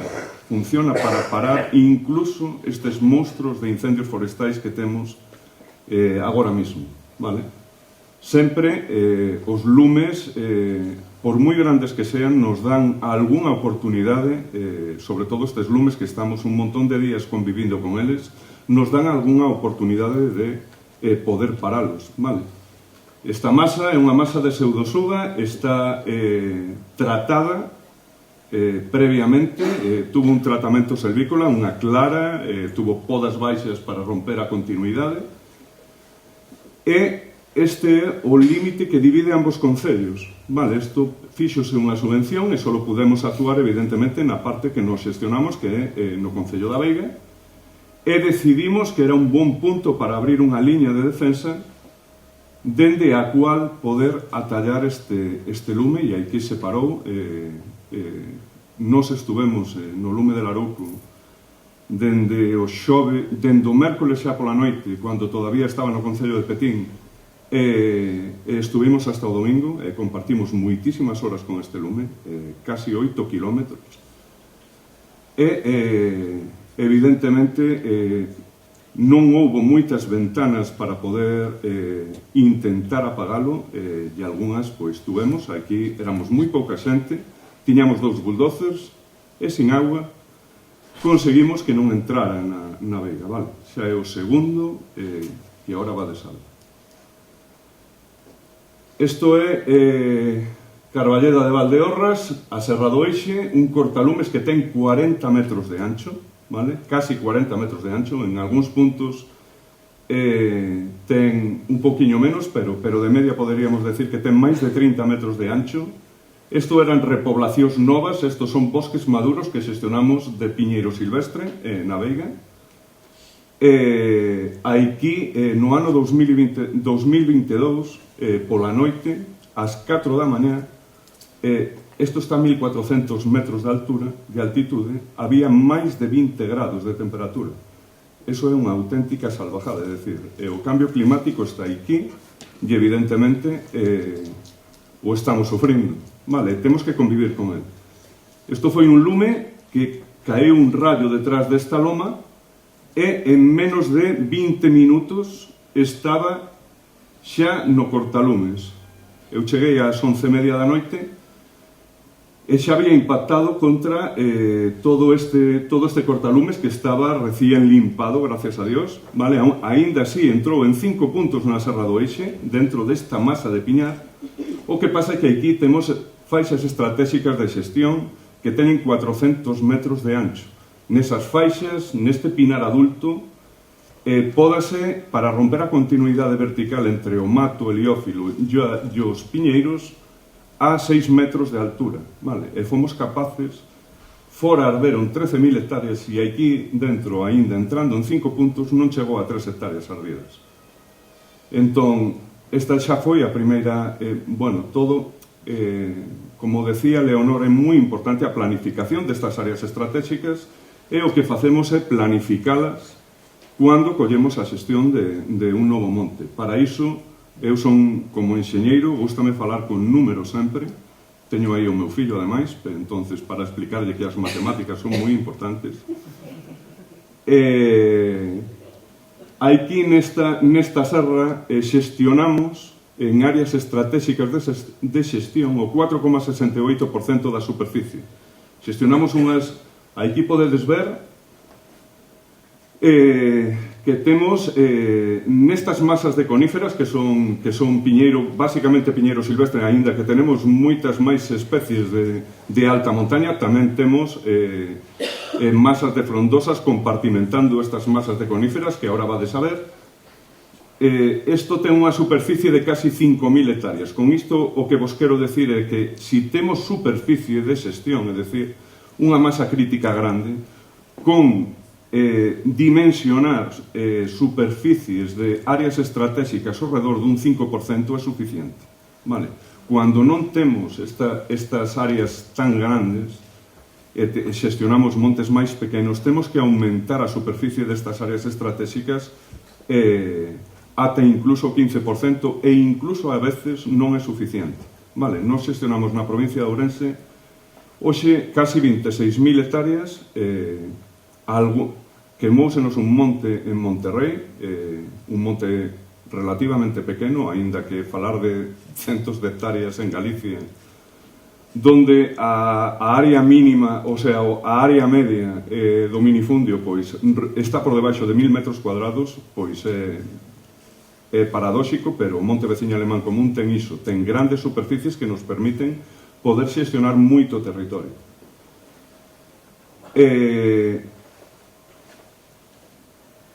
O incendio de Larouco de 2025, como vos decía, o máis grande na historia de España, pois danos un montón de respostas a estas áreas estratégicas de xestión, como as temos que diseñar. E moitas veces o que se fai é a través de imaxes satelitales con series temporais moi largas que podemos ver incluso con imágenes Landsat desde os anos 80. Podemos ver, porque históricamente, evidentemente, nun territorio non navega, como vos decía, porque non era unha zona históricamente afectada por lumes forestais, pero, por exemplo, xestionamos moitos montes no distrito 14 de Verín, donde a recurrencia de incendios forestais é increíble, vale? É un dos territorios que máis arde de toda Europa. Na actualidade tamén estamos dando asistencia técnica case a 20.000 hectáreas no norte de Portugal, que evidentemente, calquera que poña a televisión no Brao, pois tamén estamos falando de territorios con muitísima incidencia, dos que máis arden de todo o mundo, vale? E que nos ensinan estes lumes? Todas estas son fotografías post-incendio en distintos puntos da comarca de Valdeorras, vale? Esta de aquí é un cortalumes verde de Bidueiro que está no monte de Roblido, que chegou o lume, ali non había naide, vale? Un dos errores, creo, baixo o meu punto de vista, que se está a cometer ca extinción neste país nos últimos anos, é que se desplazan todos os medios, os núcleos de población. Para que vos fagades unha idea, Galicia ten 30.000 entidades de poboación. 30.000, hai 120.000 en toda España. É dicir, temos máis do 25% de todas as entidades de poboación de toda España. Non hai medios no mundo que cheguen si temos que desplazar os medios de extinción para os núcleos de población. E, ademais, non temos infraestructuras nos núcleos de población capaces de conter un gran incendio forestal, vale? O que sí que temos son infraestructuras no monte para poder loitar contra estes grandes incendios, pero non nos núcleos de población. Isto é unha masa de pseudosugas no mismo monte, donde podedes ver que arde. Vamos a ver, estos son dous cortalumes verdes, os dous con dúas especies distintas, unha de coníferas e unha frondosa. O bidueiro que ten é que funciona como dixéramos, é un cortalumes activo, é dicir, chega un lume e é capaz por sí solo, aínda que veña un lume de copas, baixar o lume o chan, vale? Ten tanta humidade nos seus tejidos que baixa muitísimo a intensidade do lume. Sin embargo, temos montes de coníferas que funcionan de unha forma distinta e aínda que tamén funcionan como cortalumes verdes. A pseudosuga pecha tantísimo que o primeiro non normalmente temos o suelo sin estrato de matorral, co cual non temos continuidade vertical, e ademais deixa entra moi pouco oxígeno nestas masas, entonces son capaces moitas veces de apagar incluso lumes, e temos un montonazo de exemplos tanto no Monte de Mones, como podedes ver aquí, donde unha masa de pseudosugas é a única que pertenece, que a día de hoxe está verde. Ardeu todo o perímetro desta masa, sin embargo, cando intentou entrar dentro, como había tan pouquiña entrada de oxígeno, foi capaz de permanecer completamente verde.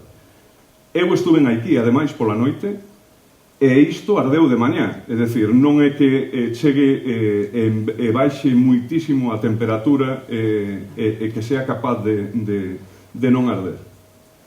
Esta é unha masa de alerce que está no monte de Santigoso e, como podedes ver, é tan densa que conseguiu, isto é unha repoblación de alerce que ten 32 anos, conseguiu que o matorral heliófilo que tiña por debaixo, basicamente brezo, o uz, pois o non entrarlle luz morre, vale? Isto é unha das cousas que intentamos ca xestión forestal, vale? Intentamos que cando facemos superficies repobladas con masas arboladas, o que intentamos é que os estratos arbustivos non se intervén, non se fan claras nestas masas hasta que non morre por completo o matorral heliófilo para non volver a poñelo en luz, vale? Temos que ir adiantando un pouco, pasarnos un pouco de marcha.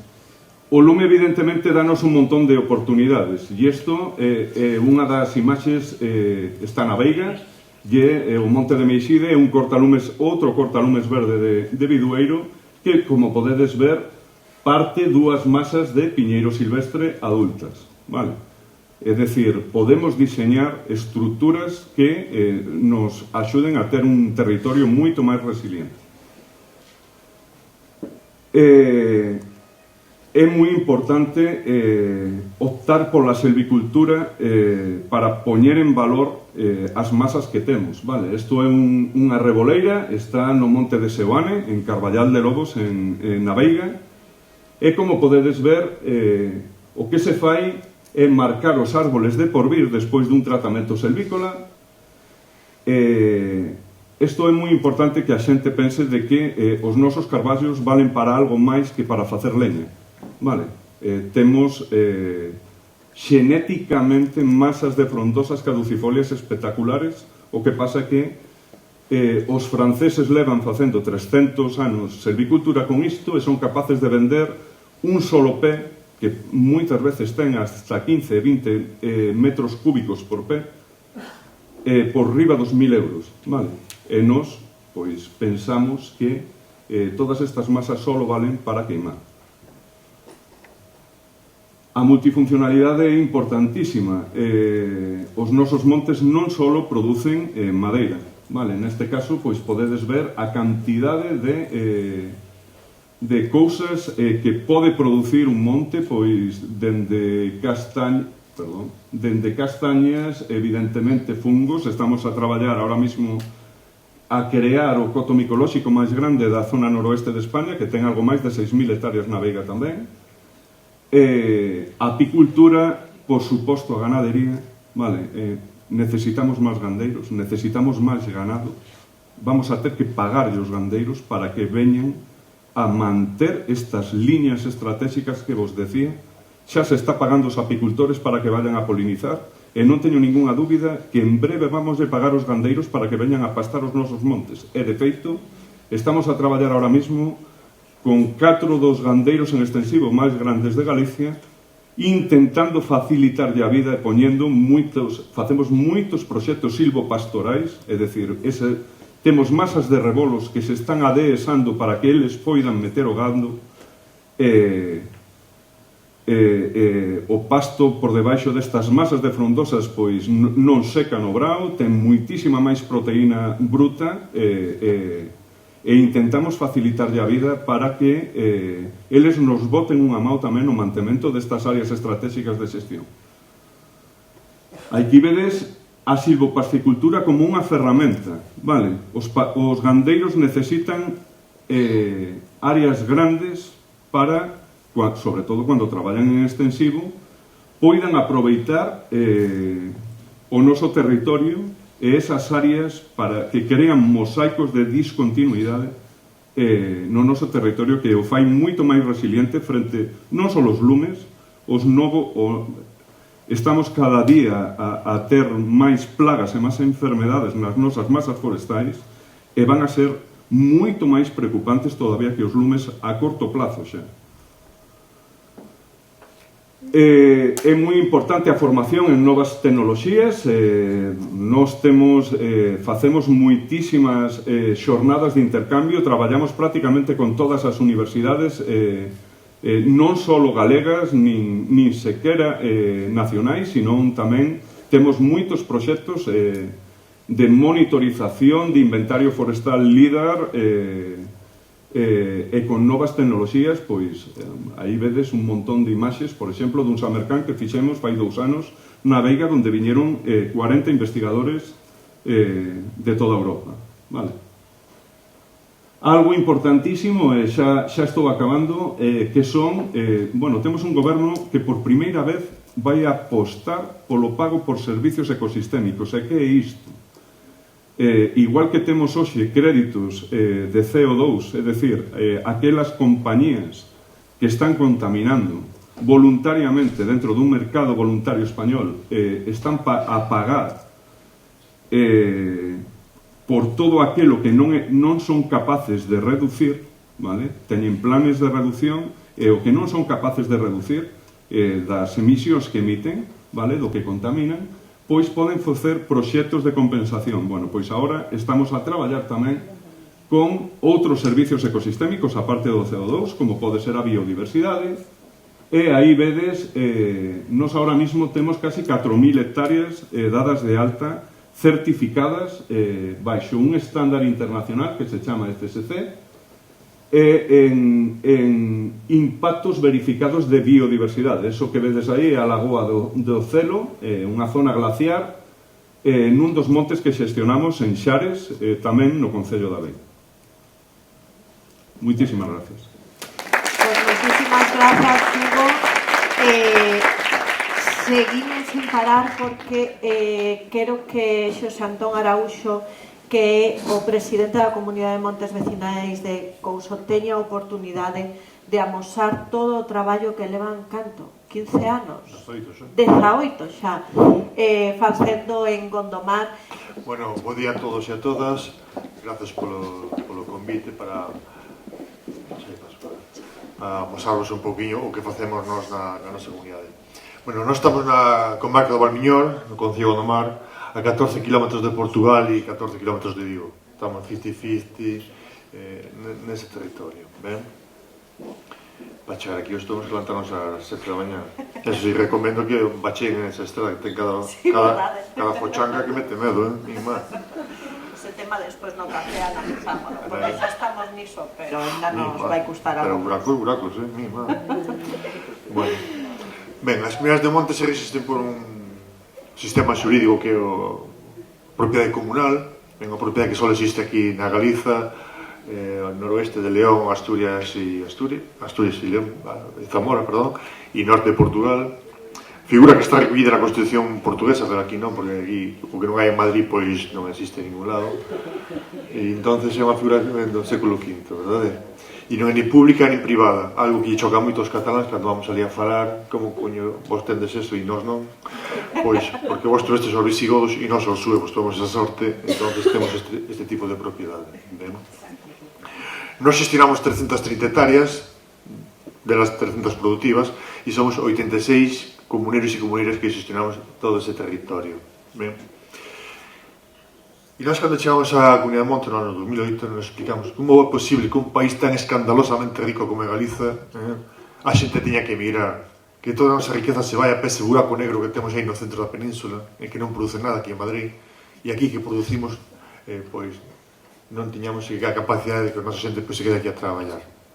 Bueno, pois as comunidades de monte son unha ferramenta moi potente que temos neste país, aquí na Galiza, coa capacidade de crear postos de traballo, pero con unha política forestal en condicións e axeitada para o territorio, verdade? Non se pode vivir de costas ao monte, como se vivía na nosa comunidade, tendo un potencial como o que temos.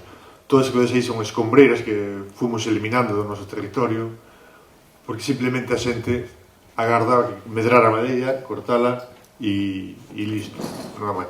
E despois facer funcións e corresponde facer os concellos, que son as de obras públicas e demais, que pensa cobran impostos e taxas, e non as comunidades de montes. E se os concellos pois non están capacitados, pois que se vayan para casa, que hai moita xente en lista de espera. Ben? Entón, é fundamental concienciar a xente deste país que temos unha gran ferramenta que ponda en funcionamento, pois se pode crear moitos postos de traballo. Hai 3.000 comunidades de montes aquí na Galiza.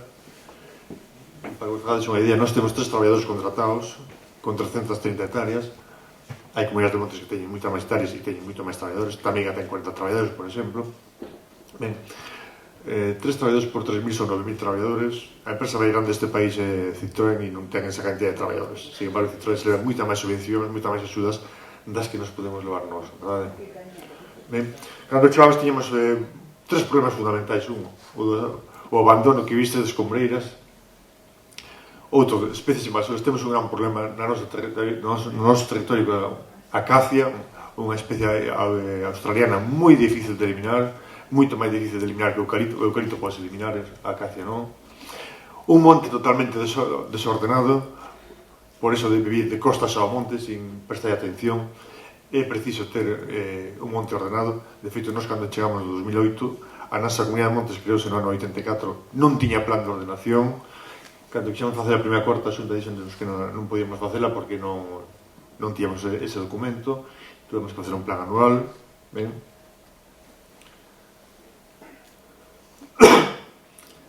Bueno, pois tendo estas dificultades hai que buscar as solucións para elas, incluso reconvertilas en oportunidades, verdade? Primeiro, sacar todo o lixo que digamos no noso territorio. Ben, importante concienciar sobre todo aos cativos. Facemos moitas jornadas con cativos, plantacións educativas e demais. Nós apostamos por monte multifuncional dentro do principio. Multifuncional é que non só vamos a producir madeira, sino que queremos ter espacios para a cultura, para o lecer, para a educación, e iredes vendo que realmente conseguimos ter ese monte multifuncional. Negro sobre branco está moi bonito polo, pero aplicalo é outra historia, é máis complicado, verdade? Entonces, concienciar aos cativos é importante, sobre todo para ter un monte en condicións, verdade? Entonces, hai que eliminar as especies invasoras.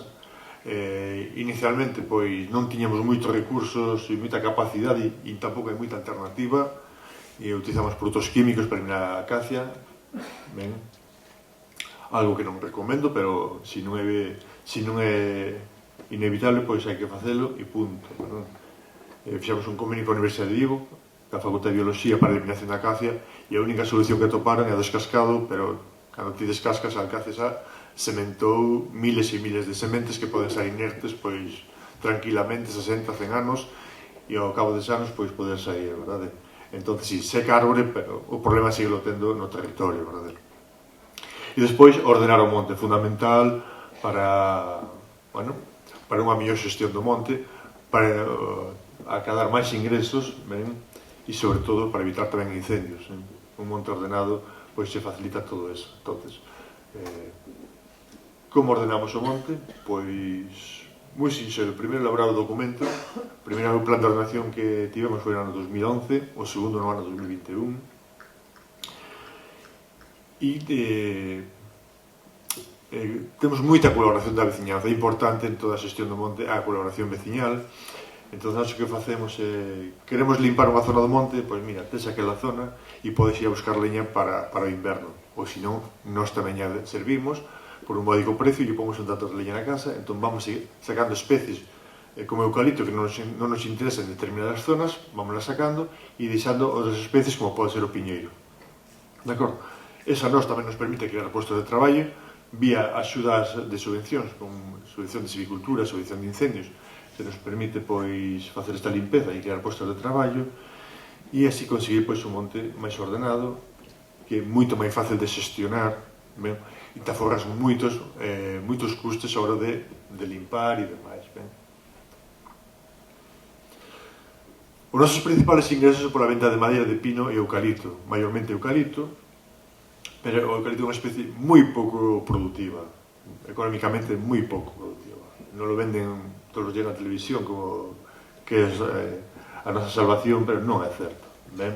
Entón, nós apostamos por outro tipo de especies, como pode ser o castiñeiro, o carballo, freixo, sobreira, cerdeira, ben? Temos plantación de todo ese tipo para no futuro, pois, ter madeiras de calidade que teñen un maior valor engadido, unha maior fonte de ingresos e, evidentemente, non depender todo de eucalipto.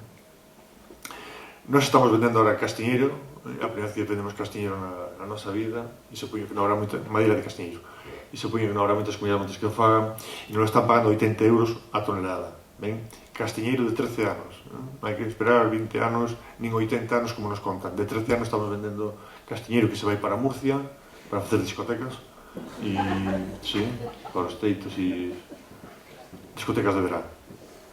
Aí hai moita pasta e poden pagala. Ben, o sea que hai madeiras que ten moito máis rendimento económico que o eucalipto, por exemplo, está a 25 euros a tonelada. Ben, é unha auténtica miseria.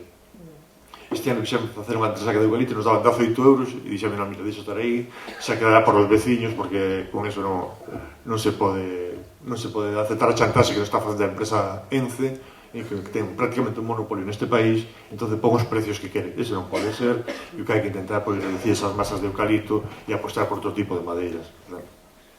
Pero, bueno, xa que temos a madeira, temos que cuidala, é unha fonte de ingresos, pouco ou grande, é unha fonte de ingresos. Entonces, nós o que facemos en todo o noso territorio, camiños, perímetro dos nosos montes, en zonas lindeiras con zonas urbanas, en todas temos faixas antiincendios, faixas verdes, que ao mesmo tempo que fan de cortalumes, aproveitamos para a venda de madeira, para ter madeira de futuro para vender, verdade? É o caso destes castiñeiros que temos aí plantados. E tamén para combatir o tema dos incendios, agora recentemente pois metemos vacas cachenas no noso monte que son auténticas desbrozadoras, Se tendes fincas, vos a recomendo, limpan, pero vamos. E sobre todo que nos respetan bastante as árboles, cousa que se metemos as cabras, esas liquidan todo, esas non perdonan. Entonces apostamos por las vacas por ese motivo, para compaxinar produción de madeira con limpeza. E como vos dicía antes, é importante a colaboración da veciñanza. Sin eles é difícil que se poida manter un monte sin incendios, un monte limpo e demais. Nós temos brigadas de voluntarios, os veciños van voluntariamente ao monte a pasear, e con eso que conseguimos é que nos dá un millón chaleco para que estén identificados. E con eso conseguimos disuadir aos pirómanos que queren ir a prender lume ou que queren tirar lixo no monte, pois de que se o pensen dúas veces, porque lle poden pillar a matrícula e lle poden ter unha chamada pois da Garda Civil. Non van a entrar en conflito en ningún momento con nadie sospeitoso, simplemente van coller datos e despois pois transmitimos pois ás autoridades pertinentes. Nós temos 9 balsas para extinción de incendios, 9 balsas para motobombas e unha para helicópteros, para ese negocio que está montado que é a extinción. Nós apostamos pola prevención, se a administración autonómica apostase máis pola prevención e non tanto pola extinción, unha hora de helicóptero son 6.000 euros. Todos esos cartiños que se gastan en extinción, se dedicaran á prevención, se crearían moitos postos de traballo neste país, pero moitos. Ben.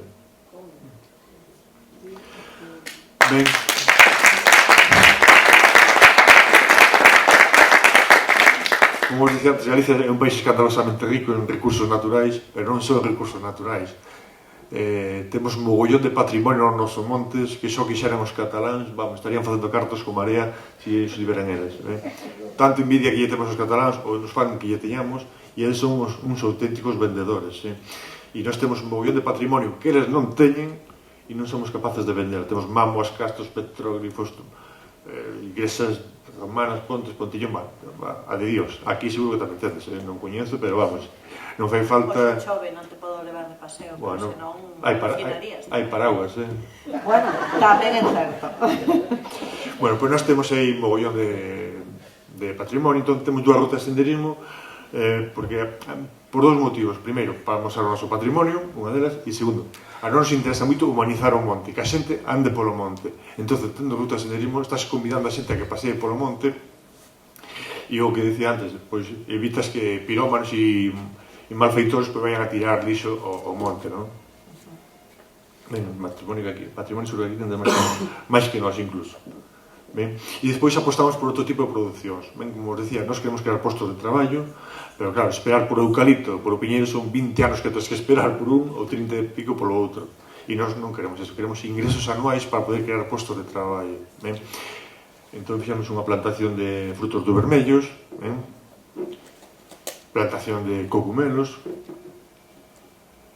ou temos plantación de shiitake, que é un cogumelo asiático. Ben, e para que vos fagades unha idea deste cogumelo, nos dá un rendimento de 14 euros metro cadrado cada ano.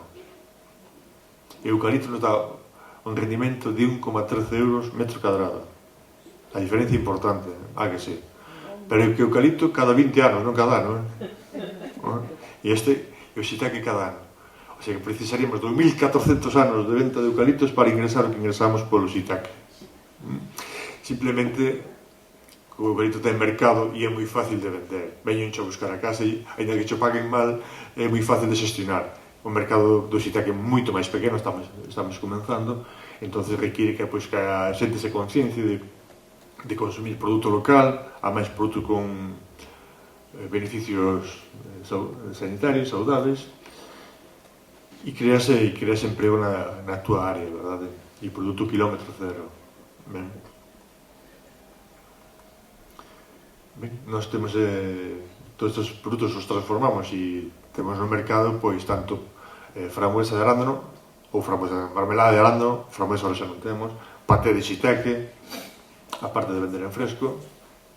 E o que si facemos, por se algún día queredes vir para a nosa tribu, para a nosa aldea, nós que facemos para abaratar custes, por exemplo, na explotación de arándanos, podeis ir a apañar todos os que queirades, e a mitad do que apañedes para vos e a mitad para nós. Aforramos custes uns e outros, por non tedes que pagar nada e nós aforramos en salarios. E todo isto podes pagar en euros ou nun proxecto que estamos a nivel galego, que é unha moeda social que se chama Sabia, que en tempos de crise na que estamos permanentemente e cada vez máis grandes, pois van facer moita falta, ben, cando empecen a escasear os recursos, vai ser unha saída para nosas economías para poder vivir dignamente. E algo que xa se empregou na Argentina e en Grecia en épocas de crise, verdade? E logo apostamos por outros proxectos que estamos introducindo, como o da resina. Aquí colaborou un camarada Hugo e con nós tamén neste tema. Ben. E a resina, pois, bueno, ahora temos aí para ser unha empresa aquí galega, daqui do barco, non? Saguaza Pinaster, bueno, que ten intención de tirar aposta por este proxecto e, bueno, hai unhas condicións decentes para o tema da resina. Nos estamos anteriormente con unha empresa portuguesa que primeiro era un precio, despois baixou era un 20 e despois baixou a 90 céntimos, era unha miseria eso. Hubo unha empresa que tuvo que pechar porque non podía asumir eso. Bueno, ahora hai unhas condicións decentes e para vos falar desa idea, nos inicialmente vamos a resinar 4.000 piñeiros, cada 4.000 piñeiros para dar uns 3 kilos de resina de media, estamos falando de 12.000 kilos. Si vamos a un 60, pois, ou 2 euros, que estaría genial, pois estamos falando de, bueno, un bo posto de traballo, non? E según 4.000 piñeiros, e nós temos bastante máis de 4.000 piñeiros, e máis de 40.000 tamén nos temos. Entonces, si isto realmente funciona, pois varios postos de traballo que podemos crear no noso territorio, verdade? Pero para todo isto hai que cuidar os montes, non se pode ir ao monte e tirar calquer trapallá que topes e tiralo aí, porque o que faz é, pois, estragar o monte, non? Isto fascinoume, cando me mandaches a presentación quedei fascinada. Ese foi que a glaciación quedou o barco atrás e non nos retiraran ainda daquela, pero bueno. Es lo que hai, a xente hai que concienciar o personal que hai que cuidar os montes, non se pode facer estas barrabasadas que temos, non? E despois facemos outro tipo de políticas, non? Para mellorar a calidad de vida dos cidadáns, dos veciños. Temos unha casa de beneficencia, unha pequena casiña. Se algún comuneiro lle vai mal na vida, ten unha cousa, é moi probable que a todos nos vaya mal, ten moitas posibilidades, pois temos unha casiña que a comunidade lle deixa gratis durante unha temporada para que poidan refacer a súa vida e incorporarse de novo ao mercado laboral, a ter unha vida decente, non? Temos un centro social, espacios para os maiores, para que fagan a súa gimnasia. Ben, e despois, no noso caso, na Galiza, no rural polo menos, autoxestionamos as nosas aguas, moitos de nós, no noso caso 100% dos veciños, temos agua que ven dos nosos montes e, por tanto, o monte hai que cuidalo. Procuramos de estar aos olleiros das aguas, pois retirar toda especie invasora, caso de eucalipto, que é moi agresiva. Un eucalipto consume 42.000 litros de agua por día, un hectárea de eucalipto, moita agua de Nuestro Señor, e no verán pois non sobra agua e é preciso nesta zona pois erradicar o eucalipto. Para que vos fagades unha idea, nos, no plan de ordenación de 2011 tiñamos 107 hectáreas de eucalipto. Cando rematemos este plan do 2021, que remata no 2031, acabaremos con 47 hectáreas de eucalipto. Ben? E se eses proxectos productivos que temos en marcha van funcionando, pois pensamos reducilo hasta exterminalo, se é posible, porque o aporte económico é moi baixo. O único que nos sirve é para dar leña para os veciños, é para o que vai servir, os precios que ten. E despois o que si facemos tamén, espazos que tiñan unha función e deixaron de tela, as presas de regadío, por exemplo, ou xa non, desgraciadamente, onde eu vivo xa non se rega, entón dame unha segunda vida e os convertimos pois en zonas de baño, verdade? Zonas de baño que tamén sirven de presas para extinción de incendios, verdade? Ou outros espazos para a cultura, para a educación, os montes galegos sempre foron fonte de ingresos para os nosos veciños e veciñas. Dali sacaban as pedras para casas, a madeira, plantaban cereais, iban buscar o estrume pogando, pero chegou o franquismo e mandou parar. Isto me lo quedo yo, isto pasa todo para min, e vos buscarvos a vida. Entón, aquela xente que tiña un xeito de vida, unha forma de vida, moita dela tuvo que emigrar para as Américas, para Europa, e tuvo que empezar unha nova vida. E nos anos 80 estes montes volveron a recuperar, no noso caso no ano 84, e como agradecimento lle deixamos un espazo aos nosos veciños, os comuneiros e comuneiras, para que diguen un árbore a un ser querido, verdad? Entonces vai unha pedra e un árbore, nesa pedra figura a dedicación por unha cara e pola outra o nome común, o nome científico e a procedencia do árbore, e todo ese espazo pois adicámonos a proxectos educativos con escolares, e aí poden estar árbores de todo o planeta, árbores que non sexan invasoras, nos teñen que pedir permiso previamente para colocar a árbore, non? E a carón deso un bosque autóctono, chamamos o Bosque da Lingua, que é un espazo para potenciar a nosa cultura, a nosa lingua, porque somos galegos, porque temos unha lingua e a cultura propia, se non seguimos, pois, eu que sei, casteláns ou calquera outra historia, verdade? Entonces queremos que, bueno, pois os nenos vayan aí, teñen unha zona de xogos, e teñen unhas balizas que con código QR, pois lle sale o que sei, o mellor Touriñán, pode ser, ou Federico Pérez, ou Mabel Rivera, e sale recitando un poema dun autor ou autora galega, verdade? Entón, é achegar a lingua aos máis cativos, non? E son espacios, pois, para dinamizar a nosa parroquia e demais, non? E un espacio, pois, no que temos un anfiteatro, unha bella canteira que recuperamos, un anfiteatro, e aí, pois, facemos actividades, pois, musicais, presentamos libros, facemos teatro, bueno, dinamizamos un poquinho, pois, a nosa vida cultural, e xa non tens que pagar por ir ao teatro, porque podes ter ali no teu monte, verdade? E no verán, pois, estás moi a gusto. E despois, o mesmo, unha presa que non se utiliza para regar, pois, fixamos un pequeno refugio de anfibios, e tamén o dedicamos a proxectos educativos. E é importante que os nenos coñezan o monte, que saiban que é o monte, e para que o valoren, non? Desgraciadamente, nos seus plans de estudos non figura o coñecemento do... teño unha asignatura que é o coñecemento do medio, o medio próximo non o coñecen o que existe en Estados Unidos, o río Mississippi, o río Nilo, todo eso por aí, pero non coñecen o río da zona, o monte da zona, eso non se coñece, e non se coñece o que é a figura das comunidades de montes, non? Eso debería introducirse no sistema educativo. E despois, na nosa afán de humanizar o monte, pois temos un observatorio de aves, un planisferio, se algún día queres fazer unha ruta nocturna con nós, pois podes vir a coñecer as estrelas, non? Aí puxamos un banco para namorar tamén, de paso que miras as estrelas, pois podes namorar da paisaxe, de outra persoa, ou de calquera outra historia, verdad?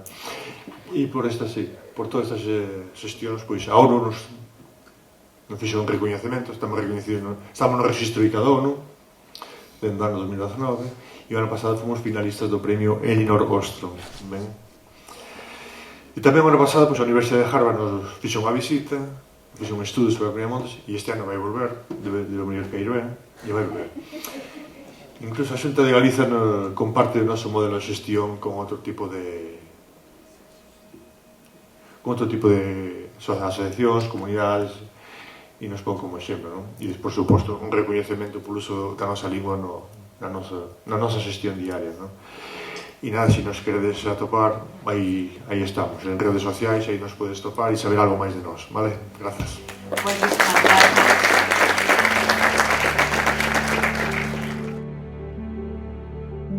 Última mesa da xornada, os negocios do monte. Moito xa estivemos a falar con Montes de Couso, non? Pero nós aquí temos tamén un obxecto que é prioritario na nosa economía, como é o viño e a viticultura. E para falarnos diso non podíamos ter outra persoa que non a Jorge Mazaira, que é o técnico do Consello de Regulados de Valdeorras, que ademais é técnico agrícola especializado en industrias agrícolas, é formador de enoloxía, técnico de programas de defensa sanitaria da vide, en cooperativas e asociacións vitícolas de Galicia, e xa non vou dicir nada máis del, porque o que queremos é que nos fale e que nos amose que peso, que punto, que fai a vide nos nosos montes. Así que deixo vos con. Bueno, buenos días a todos, gracias por la invitación, evidentemente a Fundación. Entonces, bueno, vamos a dar unha exposición do que é Valdeorras, do que é o tema da viticultura en Valdeorras, e tamén, bueno, cando falaba con Cristina, intentar reflexionar tamén co que pasou, non? Co entorno que nos moveu, que tamén que nos trae hasta aquí, non? Esta reflexión de os montes, esta reflexión de monte e viticultura que estamos aquí, sobre todo moi achegados. Vale, entón, vou me levantar. Sí. E vou a facer a presentación desde aquí, vale? Entón, bueno, unha parte importante que debemos conocer, o que sabemos xa todos posiblemente, é que a historia de Valdeorras está ligada á viticultura, non? Isto é importante, por lo tanto, sobre todo para o coñecemento de onde vimos, hacia onde vamos, é algo que temos que reflexionar moi a menudo, non? Bueno, estes datos hai que darlle gracias a Cristina da Torre, que foi que nos proporcionou, que traballou parte conmigo en toda esta historia. Entón, bueno, pois é importante. Reflexar, bueno, pois un dos primeiros libros, e sobre todo o que temos coñecemento destes datos, é que, bueno, no ano 1879 ocupábamos 3.000 hectáreas en Valdeorras. 3.000 hectáreas é unha cantidade moi importante, non, para o que era a economía posiblemente naquele momento, non? Por lo tanto, bueno, pues, estamos falando que a día de hoxe estamos no Consello de Valdeorras sobre 1.200 inscritas dentro da DO, que pode haber fora da DO, pois ahora mismo tal como está abandonándose, pois igual 200, 300, o sea, hemos perdido un potencial enorme de viticultura, sobre todo, bueno, de cultivo da vid, de cultivo dese monte que chegaba hasta onde estaba a vid, non? Por lo tanto, bueno, pois esa é unha reflexión importante. Evidentemente, foi motivada por diferentes cousas, non? O sea, hai uns cambios estruturais, uns cambios generacionais, hai uns cambios de hábitos de consumo importantes que fan, bueno, que todo isto vai evolucionando, vale? Pero, bueno, eu pensei que isto era importante saber onde estábamos e onde vimos para saber iso, hasta onde estamos, onde chegamos. Entón, bueno, pues, como vedes tamén outras referencias, non? No ano 1965-60, 3.900 hectáreas, 4.500 hectáreas, 22 millóns de litros que se elaboraban en Valdeorras. Isto, a día de hoxe, estamos facendo 6 millóns de litros aproximadamente, 8 millóns de kilos, non? Entón, bueno, pues aquí hai unha pérdida importante de potencial enolóxico, bueno, pues isto xa é posiblemente difícil de recuperar, non? Aunque parece unhas cantidades importantes, non? En cuanto a estos datos, sale unha media de 5.000 litros, 6.000 litros por hectárea, 7.000, 8.000 kilos de producción, que é prácticamente no que estamos movendo, non? Entón, bueno, pues estes datos é sobre todo importante, fixadevos nese ano 1971, o 90% dos blancos era Palomino Jerez e o 80% era Garnacha Tindureira, non? Entón, claro, ese era o panorama que se presentou despois de a filoxera, non? Eso devastou todo prácticamente o viñedo de Valdeorras e parte de Europa. Entón, o que se fixo foi traer variedades productivas, que era o que se demandaba naquele momento, non? Entón, claro, este hábito que se consideraba o viño como alimento está cambiando o paradigma, non? Isto falaremos posiblemente despois, porque hoxe sería unha noticia que, bueno, xa sabemos que están salindo continuamente, nós, bueno, porque estamos conectados con todo o mundo vitivinícola, que estamos descendendo a día de hoxe. En xaneiro do 2026 os datos son que descendimos o consumo un 20%, co cual, bueno, pues iso é tamén un motivo de reflexión para todos, non? Eso significa, hai que consumir viño, e viño de calidad e viño de Valdeorras, evidentemente. Vale. Entón, bueno, pues estes son unhas fotos históricas, non? Que se fixeron aquí en Valdeorras e, por lo tanto, xa tiene a letra. Bueno, non pasa nada. Vamos rápido, que temos pouco tempo. Entón, bueno, xa vislumbrade, non? Se perfila onde estaba a viticultura de Valdeorras, non? O sea, o que estamos ahora mismo en esas zonas de montaña, eso prácticamente todo desapareceu. Desapareceu pola dificultade de cultivo, porque se abandonan os pueblos, evidentemente, entonces xa todos os costes de producción, que non vamos a falar deso porque a día de hoxe isto está dunha maneira prácticamente imposible, facía que, bueno, pues todo eso se cultivara. Si se cultivaba, existiría un monte na parte de arriba, pero os incendios tendríamos unha franxa superior para que isto non chegara tan abaixo como chegou este ano, non? Entón, bueno, pues vedes esa foto antigua, o que sería na actualidade prácticamente, por lo tanto, bueno, pues hai un cambio importante no que é o cultivo de viñedo. Entonces, estes datos presentábamos onte, temos unha comisión de viticultura no Consello Regulador. Por que? Porque, bueno, estamos sempre pensando, recollendo datos e falando desto, non? Estamos moi activos porque tens que estar a 100% sobre o que pasa, que deixa de pasar. Entón, temos todos a sensación de que aquí a viticultura está reflorecendo, que hai unha cantidad, o sea, de viñedos de la leche, porque se ven en zonas donde estaban un pouco abandonadas, evidentemente, ves desmontes, cada vez que pasas por un camiño aparece unha viña nova, e dice, isto non sei onde vamos a ir. Pois fixadevos, non, un histórico de superficie, non, desde o 2003 hasta o 26. Nos movemos nas mismas hectáreas, prácticamente. Estamos entre as 1.100 e pico, 1.200, 1.250, porque isto é un censo vivo, non? Oxe estamos un período que te podes apuntar ao Consello Regulador, as viñas novas plantacións, esas plantacións que entran novas, e, polo tanto, eso, parece que hai un movimento pois moi amplio, non? Entón, eso xenera pois certa desconfianza. Dios, quanto vente, a ver se vamos pasarnos de frenada, cuidado, se toda esa reflexión está encima da mesa hasta onte, polo momento, non? E, con estes datos, quedamos claros todos, dice, non estamos subindo a superficie vitícola, o que estamos facendo é reestructurando e recuperando as zonas antiguas que se están indo ou se abandonaron por diferentes motivos. Bueno, xa sabedes, non, que aquí a mão de obra é cada vez máis difícil e, por lo tanto, é outra das complicacións que temos dentro do mundo da viticultura e o resto de actividades que estamos a fazer. Pero, bueno, isto nos dá un exemplo claro. Fixademos, por tanto, outro histórico de producións.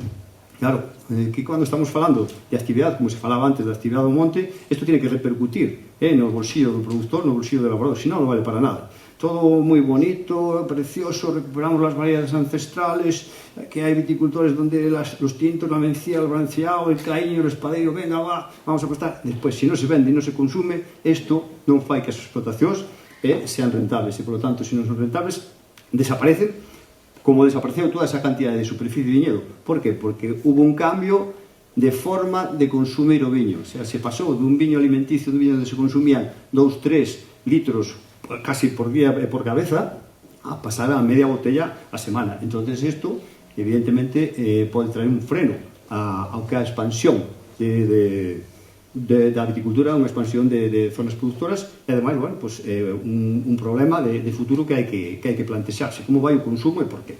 Vale, pero, bueno, se vos fixades aí, non, prácticamente históricos, donde o tema da viticultura tamén está moi relacionado, como falades antes, coa climatoloxía, claro está. Entonces, realmente colleitas e estabilidade de colleitas, hai moi poucos anos que as temos. Por qué?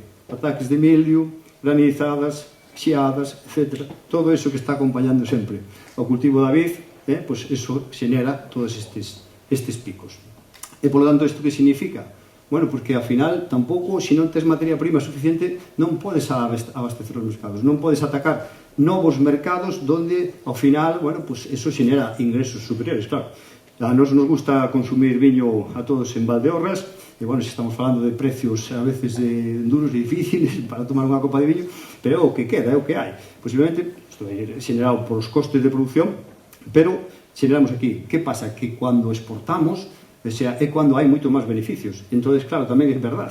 Se non tes materia prima, non podes sair a demostrar o potencial. Que é que nos decían sempre a nosotros. A nós, dices, oi, tedes moi bons viños, pero non podes chegar a ningún sitio, por lo tanto, quedamos e diluímonos. De aí, tamén un pouco esta expansión da viticultura e, sobre todo, a recuperación de viñedo.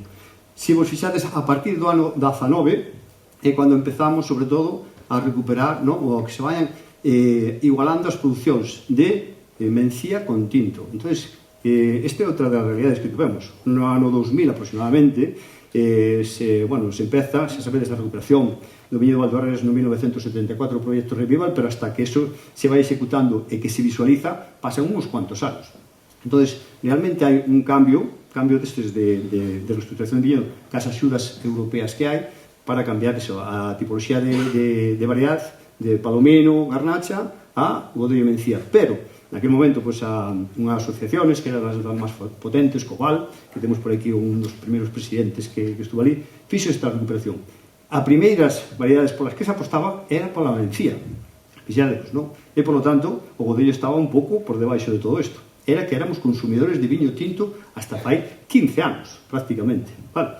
Entón, isto, bueno, pues fai que toda esa producción estén igualadas, excepto nos anos 19, que é cando empezamos a surgir, empezamos a producir máis, tamén debido a que hai esa reestructuración de viñedos que pasan a ser cada vez máis maduras esas plantacións e producen moito máis, moito mellor, non? Por así dicirlo.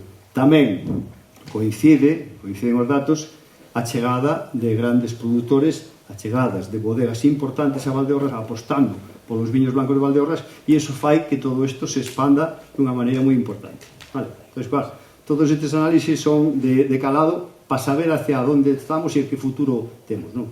Bueno, esta outra sería unha evolución dos últimos 10 anos, donde vedes, por exemplo, claro, isto cando víamos onte, dice, ¡buah, como vamos disparados! Pero mirades os datos reais e ao final estamos falando de 30, 40 hectáreas o ano.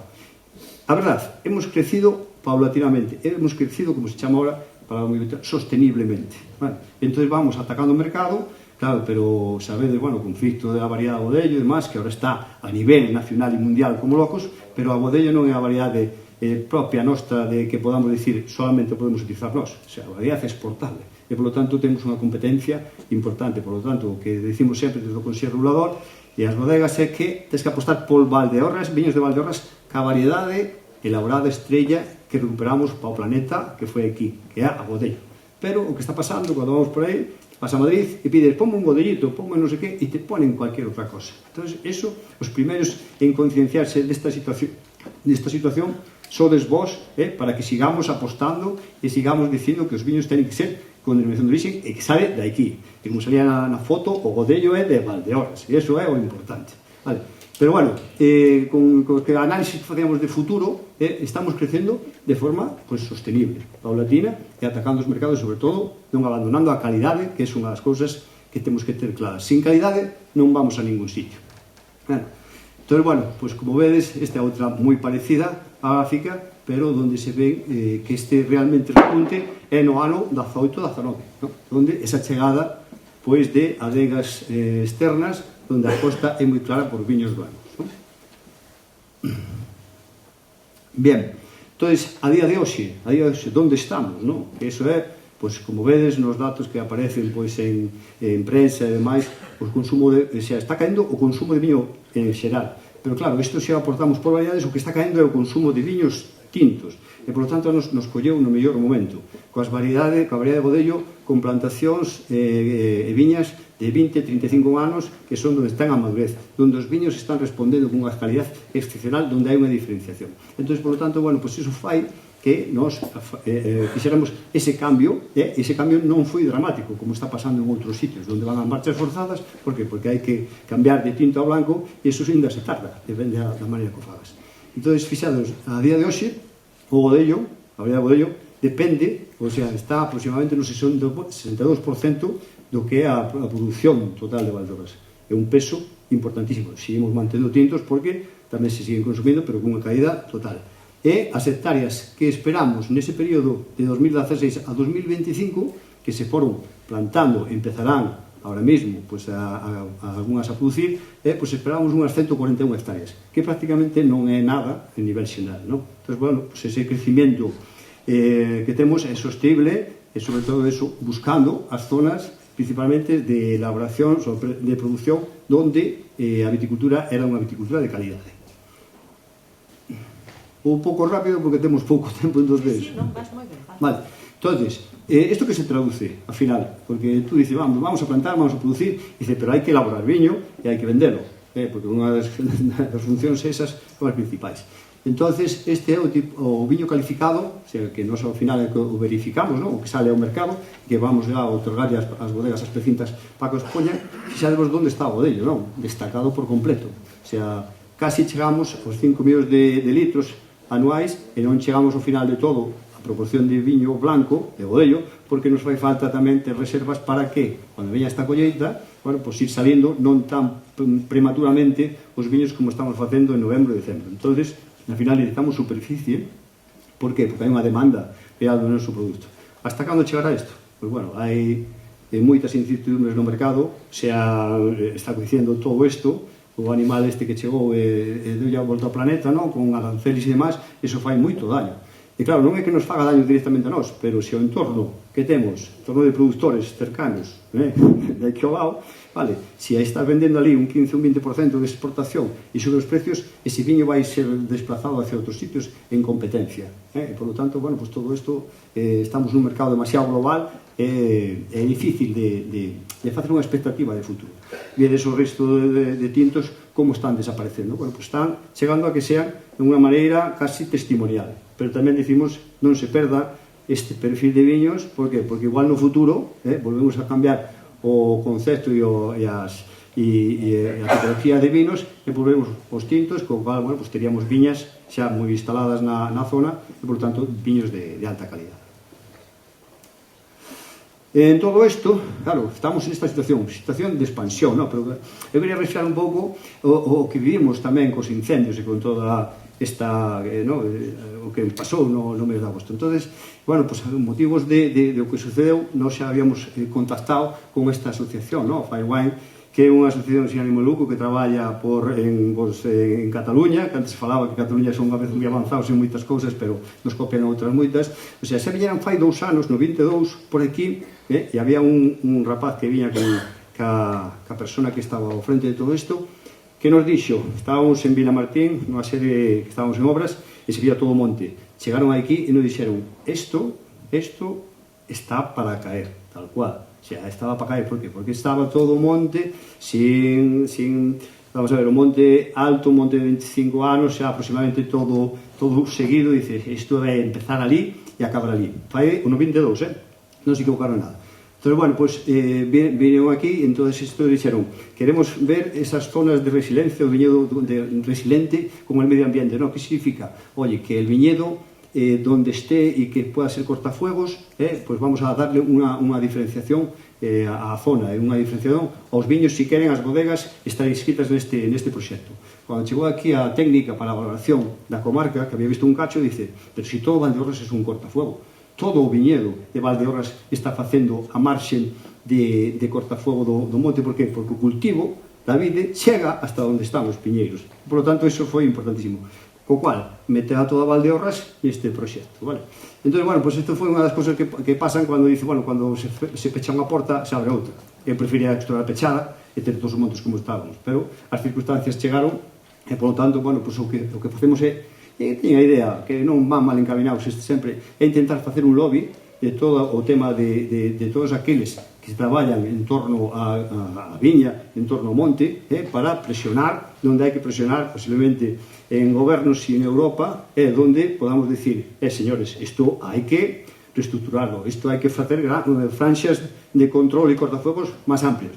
Unha adega me dixo que solamente lle deixaran limpar 25 metros de onde estaba o viñedo hasta o monte, non lle chegou. O sea, eu hubiera limpado 50 metros, pero non lle deixaron. Estos son do que temos que falar, non? O sea, da legislación que hai, hasta onde nos chega, hasta onde nos corta, e se non ten sentido, pois habrá que darlle outro formato, porque senón, isto vai volverse a repetir, vale? Isto está clarísimo. Entón, bueno, pois nesta tesitura estamos traballando tamén un pouco con esta xente, sobre todo apoiando este tipo de proxectos. Bueno, como xa veríades, esa foi a situación, claro, que tuvemos en Valdeorras. Pero para nós, o 15 de agosto, toda a colleita fora, non pensedes que o problema foi que se acabara, se quemaran parte de viñas, estimamos aproximadamente que foron 30 hectáreas as que se queimaron, non? 30 hectáreas, casi todo o godello, imaginade, non? 400.000 kilos menos que a necesidade que temos de uvas, pois foi un pau importante para as adegas, non?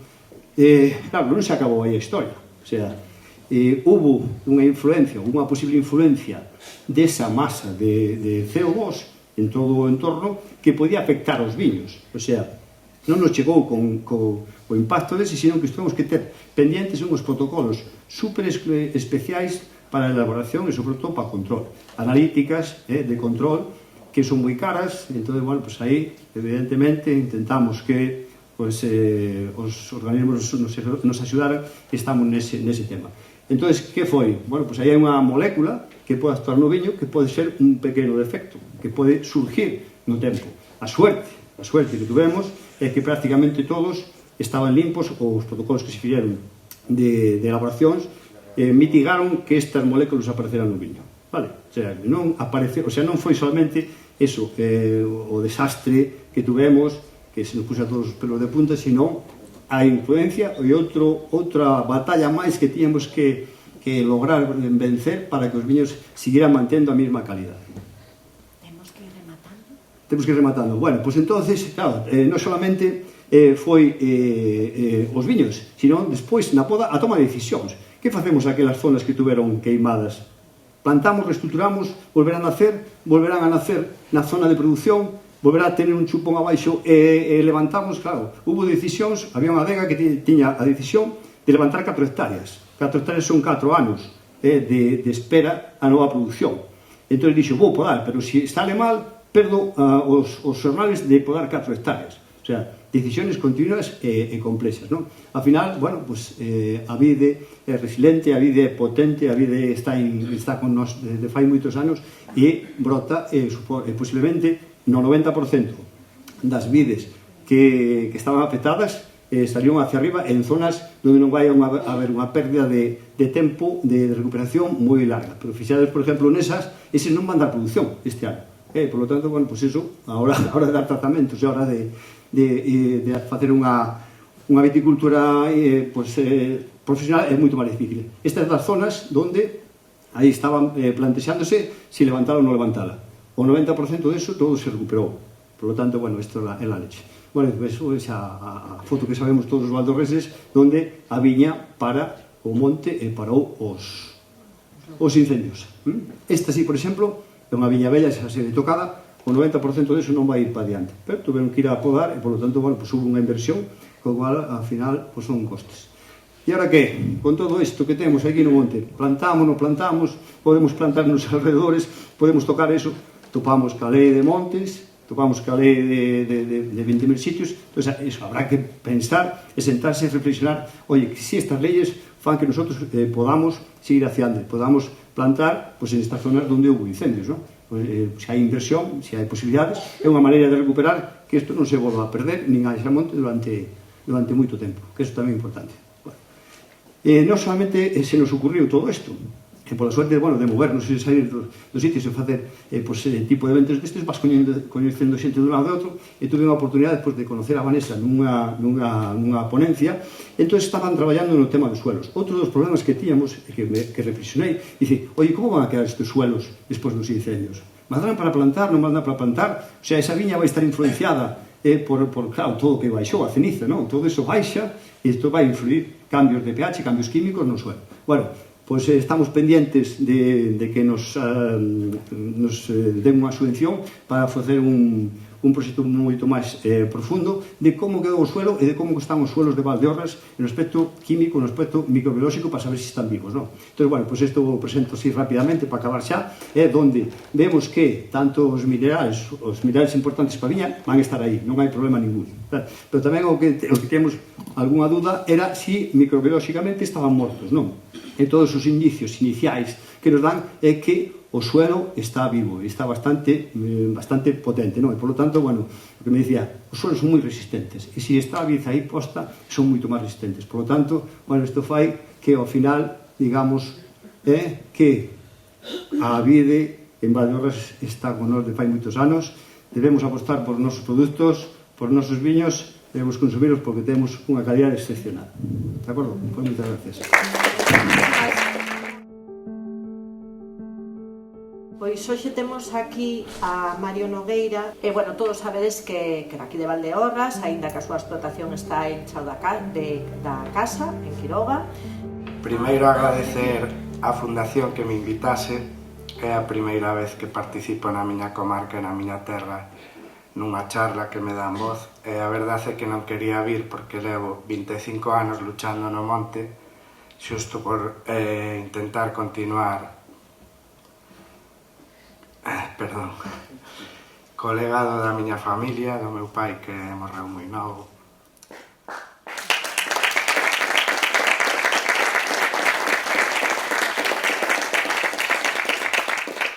E iso é o que me leva dando forza 25 anos, pero bueno, en 20 minutos resumir unha lucha moi dura, sobre todo este último ano, pois creo que non era a mellor ocasión, non? Gustaría meter un espacio para poder decir moitas cousas e poder aportar moitas solucións a todo o que estou vendo. Pero bueno, tamén... Temos un pacto, perdoa que te corte. Temos un pacto.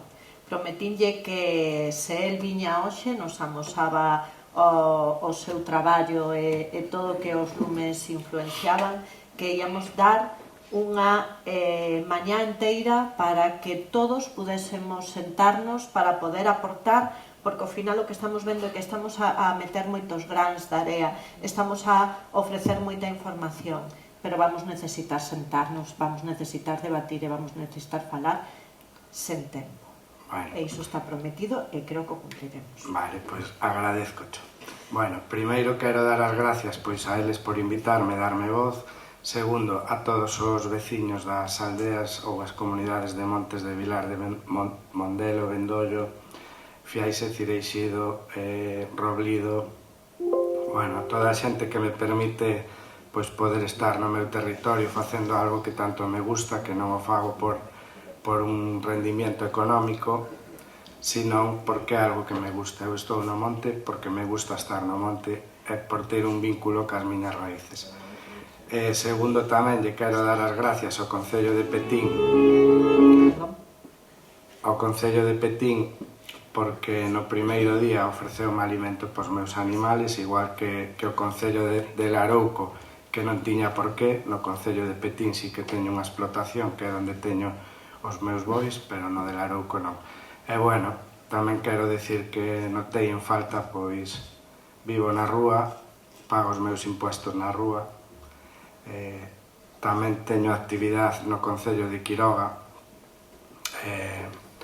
creo que levo colaborado en todo o que podo, por exemplo no Concello de Quiroga, creo que son un dos maiores ou o maior embaixador que hai nesta comarca do sector ganadero. Utilizo unha frase que é: o futuro está no pasado. Gracias a eso estou onde estou, son quen son. Participei nunha conferencia mundial sobre tracción animal en Alemania representando a España. Estuve na ciudad de Roma domando 5 vacas para unha película, levo feito de todo, entonces creo que merezco poder estar aquí representando a un sector e dándolle voz a algo que está olvidado. Cando eu marchei da miña casa fai 2 anos, preguntei ao meu fillo: queres coller a carnicería do barco? Queres te vir comigo a traballar? Queres coller a ganadería? E díxome: eu quero ser ganadero.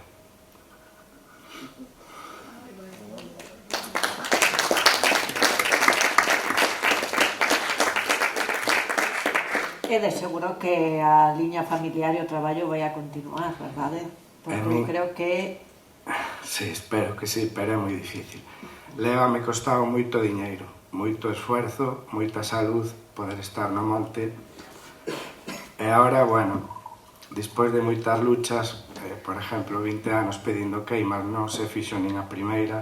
Creo que son o único ganadero de Galicia que non teño un pastizal. Moitas máis cousas. Por a miña explotación pasaron moitas persoas moi importantes do sector. Levolle dado visibilidade á comarca. O que ven aquí a ver as miñas vacas, por exemplo, o lunes ven a Taberna Pedraza de Madrid, o miércoles ven o restaurante Amar, en que a Taberna Pedraza está na calle Recoletos, é un referente onde pasan quizás as persoas máis importantes de Madrid a comer, a cenar. O Amar de Bilbao posiblemente sea o mellor restaurante de España, non o máis reconocido, pero sí o mellor, o que máis carne consume de máxima calidade. Todos os días Bilbao xa sabedes o que é, ten moito turismo. Bueno, pois o miércoles veñen a visitar a miña explotación, van a ver unha comarca onde ten un potencial para o turismo que está sin explotar ao 100%. Van a ver onde se produce o bodello de verdade. Hai moitas labores. Eu, a única pregunta que fago aquí, gustaríame traer datos dos impuestos que pago ao final do ano, tamén traer datos do que repercute a miña ganadería nos impuestos. Tamén me gustaría dar cifras do que me leva costado, do pouco que lle levo aportado a estas aldeas, a algunhas das aldeas, en renta anual do que eu lle pago por pastorear, que o millor, ou sin o millor, algunha aldea vai percibir máis ou leva percibido máis desa actividade que fago que o que lle van a dar os pinos que tiñan 60 anos que se acaban de queimar. Entón, todo eso hai que telo en conta. Eu só fago unha pregunta: por que teño que molestar os meus veciños das aldeas que me permiten estar aí? por cuánto costa nunha zona declarada catastrófica poñer 10 pasos canadienses en 10 pistas que baixan as aldeas. Cual é a solución e a inversión que hai prevista para unha explotación que é referente en España, que conoce todo o mundo? Cuánto costa? Que conto eu en todo isto? Como vai a facer o meu fillo para ter unha actividade segura? Ahora acaba de presentar unha incorporación na que hai puntos. Non decimos que no medio rural ten que haber ganaderos. Por que se ten que empadronar en Quiroga para ter un punto, para poder ser ganadero, se vive na rúa? Eu só vos fago estas preguntas. Eu teño dúdas, o sea, pasei o peor inverno da miña vida, eu e a miña familia. 70 baixas, o meu fillo cargou 16 vacas no mes de enero un día nun remolque de tractor para levar ao camión dos cadáveres. 70 baixas a partir de enero. Os animales quedaron afectados. As axudas, tú para presentar unha axuda para reclamar un animal que sufriu daños ou que morreu, acabaron o plazo 1 de noviembre. Non se dan conta que o inverno ven dispois. Todos os animales, o 90% das vacas, queimáronse nas patas, caíronlle as uñas. Non morren o 1 de noviembre, morren todo o ano. 70 animales que son os meus aforros. Quen ten en conta todo eso? Eu escuito, viaxo, conozco toda a península. Creo que non hai... Hai un mes estuve en Portugal. Dixéronme que me iban a declarar nunha conferencia onde estaban 200 veterinarios presentes os responsables de todas as razas autóctonas. Dixéronme, vamos a declarar embaixador das razas autóctonas portuguesas. E eu que fago? Pecho a miña explotación? Porque molesto a xente que baixa a unha aldea, comen os árboles, comen oliveiras, comen isto. Eu non quero molestar a nadie, quero que me axuden a non molestar. Quero poder estar nun espacio que non había nin páxaros. Quanto costa eso? E que ainda encima eu podo yo devolver. A miña explotación, invítovos a todos a que veñades un día que está aquí e vadesme a ver nun coche 200 vacas, como escuiten o ruido do coche, van ao redor do coche. Invítovos. Ese modelo é o futuro. O futuro está no pasado. E aquí había xente nos pueblos, cabras. Eso é o que mantiña. Mentras haxa intereses económicos no monte, detrás do lume vai haber lumes. Podedes facer o que queirades. Eu, coa agente forestal, teño denuncias. Pídolle queimas 20 anos. Ni unha sola queima. E o día do lume, o único puto pastizal que había libre. Utilizárono de contralume. E digolle, que? Agora hai queimas controladas ou isto que é descontrolada? Dice, isto é un desastre. E digolle, pois a ver se te sirve para abrir a mente. E sabedes que me dixo? O que tes que abrir eres tú. Imaginádevos a miña reacción. Bueno, eu só lo digo, cual é o plan na recuperación de todo isto e que conto eu para toda esa xente. Digo yo, delegado de gobierno, tamén agradezco ao presidente da Xunta que estuvo na miña explotación os 2 días e por algo que estuvo. Estuvo a conselleira e a delegada, tamén lle agradezco a visita. Vamos ver en que acaba todo isto, se teño que pechar a explotación ou non teño que pechar a explotación. Eu pregúntome, cando miro para o meu fillo, que futuro lle deixo? Non é mellor que veña conmigo, aprenda o que é o mundo, sin estar ca cabeza metida debaixo dunha pedra. E si que nada, gracias por invitarme. Ahora vades a ver un vídeo que dura 7 minutos que o viu toda España. Debería de ver moita máis xente.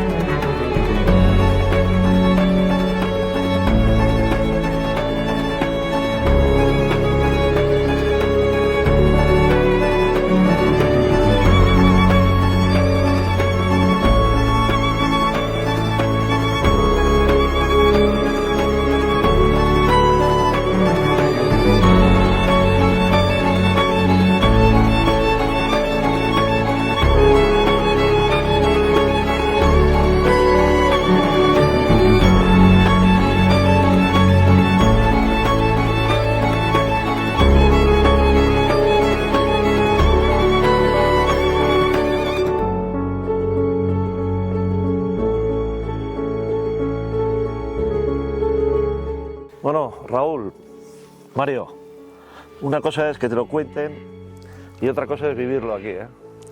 Pues sí. La verdad es que yo estoy, no sé, con sensaciones muy potentes, la verdad, muy fuertes. Vivimos unos días intensos, con muchos contrastes. Y bueno, también un aprendizaje de muchas cosas que hay que hacer y otras que hay que evitar.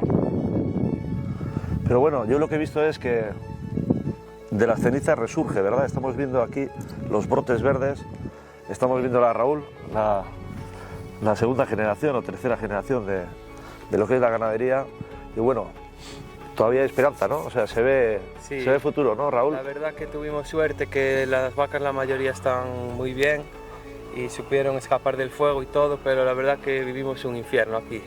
Fueron unos días que un día nos llamaban, está en este pueblo, al día siguiente en el otro, luego ardían todos a la vez, y para lo que esperábamos, las vacas la verdad que respondieron bien. Ahora quedan unos meses de trabajo, duro, pero bueno, creo que fue en ese sentido mejor de lo que esperábamos. La verdad es que los animales son inteligentes, ¿verdad? La naturaleza es sabia y los animales es impresionante. Ahora esperar a que llegue la primavera. Como ves, ya el campo empieza a brotar, pero bueno, ahora queda el duro invierno y en la primavera pues esto se volverá a llenar de vida. Ahora mismo no hay ni pájaros ni animales en el bosque. La verdad es que de la última vez que vine yo a hoy, yo me he quedado impresionado cómo ha cambiado todo el paisaje, cómo está esto. La verdad es que, como he dicho, las sensaciones son muy potentes. Por otro lado también, ostras, me consta que habéis tenido, pues la gente se ha volcado, ahí es donde ves verdaderamente la capacidad humana, ¿verdad? Vecinos, amigos, voluntarios, bueno, los bomberos forestales que hacen un trabajo increíble. Te comentabas también de que había jóvenes ganaderos que te ofrecían incluso comida, ¿no?, para los animales. Ostras, eso me imagino que te emocionaría, ¿no? Pues sí, a mí eso me emociona mucho y no me esperaba tantas llamadas, tanta gente preocupada, tanta gente ofreciéndome ayuda, alimentos. Bueno, eso nos da fuerza para seguir. De esta experiencia, ¿qué es lo que hemos aprendido y qué es lo que deberíamos de hacer? ¿O qué es lo que crees que en la sociedad debería de hacer una reflexión? O... Primero que te diga Raúl su opinión. Pues yo creo que esto, la verdad, para evitar estas cosas deberíamos crear un conjunto de labores que nosotros, por ejemplo, desbrozamos, las vacas lo mantienen, pero solo desbrozando no se da mantenido el monte, porque lo que desbrozas hoy, en 2 o 3 años vuelve a estar igual. Entonces tenemos que hacer quemas controladas, desbroces, que los animales mantengan lo que vamos limpiando y así tener todo limpio para que cuando pasen estas cosas tener lugares donde atacar y trabajar y poder evitar estos macroincendios que arrasó con todo. De todas formas, efectivamente se ve que los animales hacen su función de bomberos, ¿verdad?, de prevención. Pues de hecho, aquí si nos fijamos, donde han estado pastando los animales, se ve que es como un cortafuegos. Un cortafuegos natural y esto es gracias a que los animales también han estado pastando ahí, ¿no? Justo esta zona ha ardido porque lo han utilizado de cortafuegos o para hacer un contrafuego a los pinos, pero como ves ahí abajo, esta zona por sí sola no hubiese ardido y serviría de cortafuegos natural. Es muy importante que haya gente joven en el medio rural.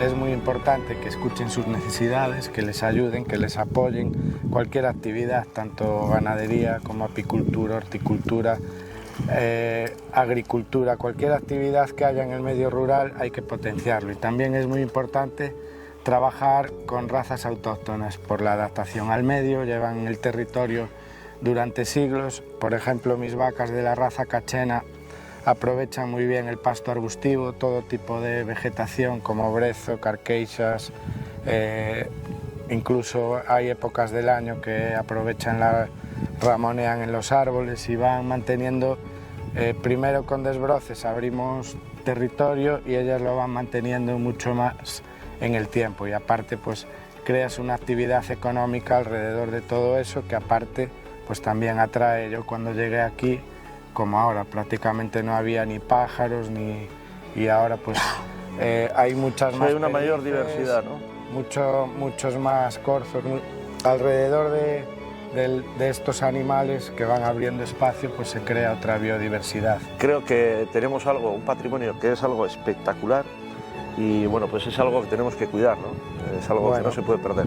Una de las cosas que me llevó a Zarauz a trabajar en Oquelán, pues sí, en la fundación.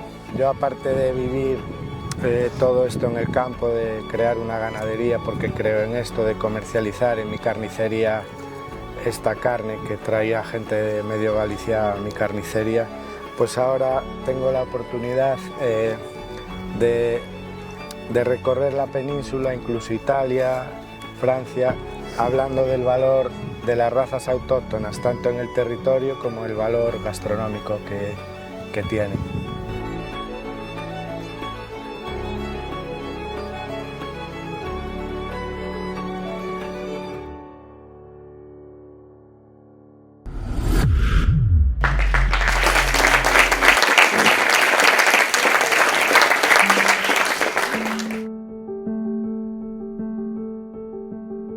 Queríamos tamén amosar unha perspectiva de fora.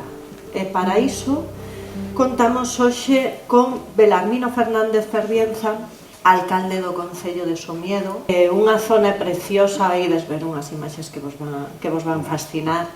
Queríamos pechar con el. A verdade é que o deseño inicial non era este, pero nos parecía que tamén de alguna maneira o exemplo que el nos trae é un pouco recoller todas as cousas que se falaron hoxe aquí, ver un exemplo de como se pode chegar a ser un parque natural e como os usos ao final son fundamentais. Sen máis, quería... Muy bien. Bueno, buenos días a todas, a todos. Primero, agradeceros que nos hayáis invitado. Voy a hablar también mucho de ganadería, después de aquí, de la clase que nos ha dado Mario. También hemos tenido incendios, también hablaré algo de los incendios, pero bueno, brevemente, inicialmente os explico un poco. Somiedo es en el occidente de Asturias, estamos relativamente cerca de aquí, limitamos con toda la zona de Pavia y Laciana, Villablino, que os sonará, lógicamente. Somiedo fue el primer parque natural que se declaró en Asturias en 1988, en aquel momento estaba lo que era el Parque Nacional de Covadonga, hoy Picos de Europa. Desde el primer momento tuvimos la ventaja, uno es que la creación del parque fue promovida desde el propio ayuntamiento, y dos, una ventaja también fue enorme, es que somos el Parque Natural, somos únicamente el municipio de Somiedo. Es una ventaja a la hora de la gestión en comparación un poco con otros proyectos que se desarrollaron en Asturias, ¿no? Somos un municipio de alta montaña. Tenemos, para que os hagáis una idea, 28 montañas que pasan de 2.000 metros dentro del municipio, y nos dicen que nunca tal. Orográficamente tenemos 15 pueblos por encima de 1.000 metros, es decir, somos pueblos a 1.500, a 1.400. Si las zonas rurales son complejas, la alta montaña es todavía más, ¿no? También, bueno, tenemos todas las figuras de protección. Fuimos la primera Reserva Mundial de la Biosfera en Asturias en el año 2000, junto con Munillos, que también os sonará. Y inicialmente, desde un poco, podríamos decir, en los años Somiedo, que habíamos tenido pequeñas actividades mineras, pero se habían cerrado en los años 70, se vivía exclusivamente de la ganadería, pero podríamos decir que éramos conocedores, que teníamos un patrimonio, sobre todo natural, que no estábamos poniendo en valor. La creación del parque, en aquel momento, podríamos decir, la propia ley que declaraba el Parque Natural de Somiedo, la declaraba para la conservación y el desarrollo del territorio de la comarca, ¿no? Y este fue siempre el gran objetivo, ¿no? La diversificación económica, pero partiendo de la base que la base de la actividad económica tenía que ser la ganadería extensiva que tenemos y que teníamos, ¿no? En aquel momento también, dentro de la diversificación, clarísimamente optamos y se desarrolló, sobre todo a finales de los 90, a partir del año 2000, todo el tema relacionado con el turismo rural. Pero nosotros siempre llevamos muchos años diciendo que no hay mayor desastre ecológico que un pueblo abandonado. Allí te decimos pueblos y también brañas. Brañas es semejante a lo que nos ha enseñado Mario, es decir, una braña es un conjunto de cabañas, pastos y prados que forman una unidad territorial.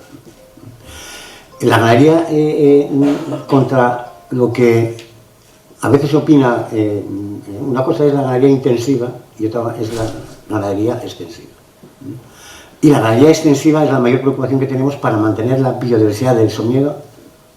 Es la mayor preocupación ahora y desde hace un tiempo es mantener esa ganadería extensiva. ¿Por qué? Porque ser ganadero es muy difícil. Es mucho más fácil montar temas relacionados con la agricultura, con el turismo, montar una quesería, un restaurante, un hotel, pero ser ganadero es muy difícil, muy difícil. Muy difícil, y por eso es tan difícil el relevo generacional.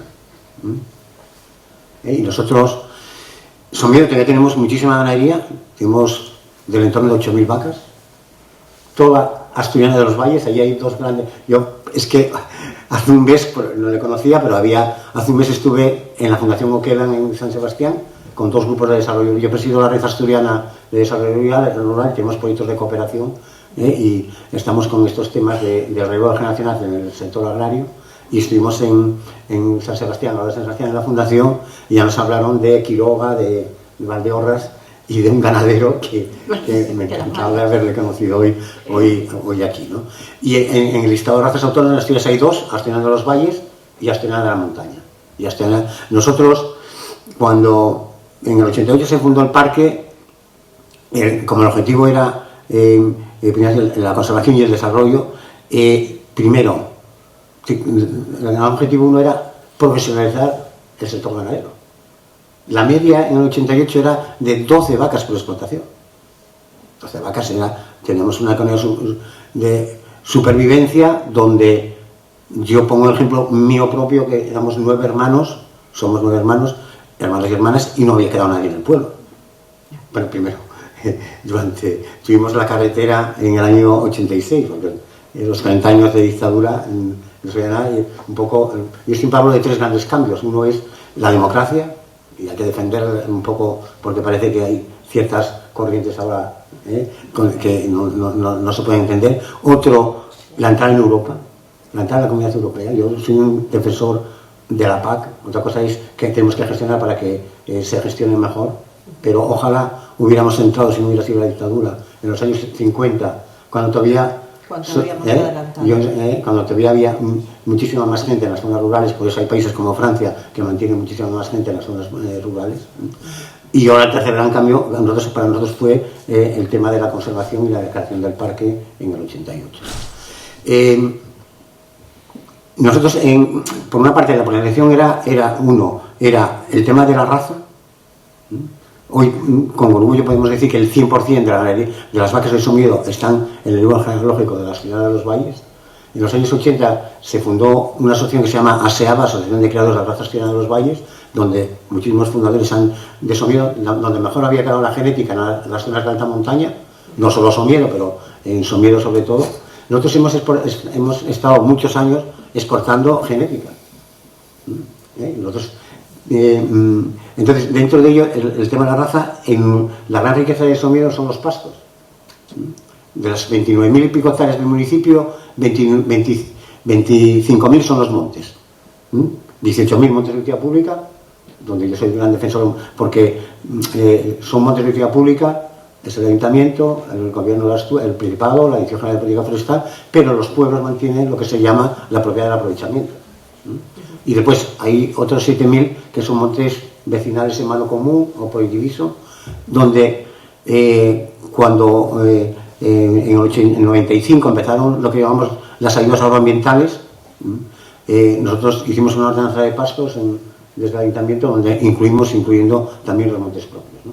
Tuvimos una gestión ahí donde, entre otras cosas, por ejemplo, está prohibido llevar sementales que no sean de la raza y que no sean del libro genealógico, porque es que cuidar la genética es un valor enorme a efectos de no solo de la conservación de la raza, sino desde el punto de vista económico. No es lo mismo vender un ternero o una ternera para carne que para vida.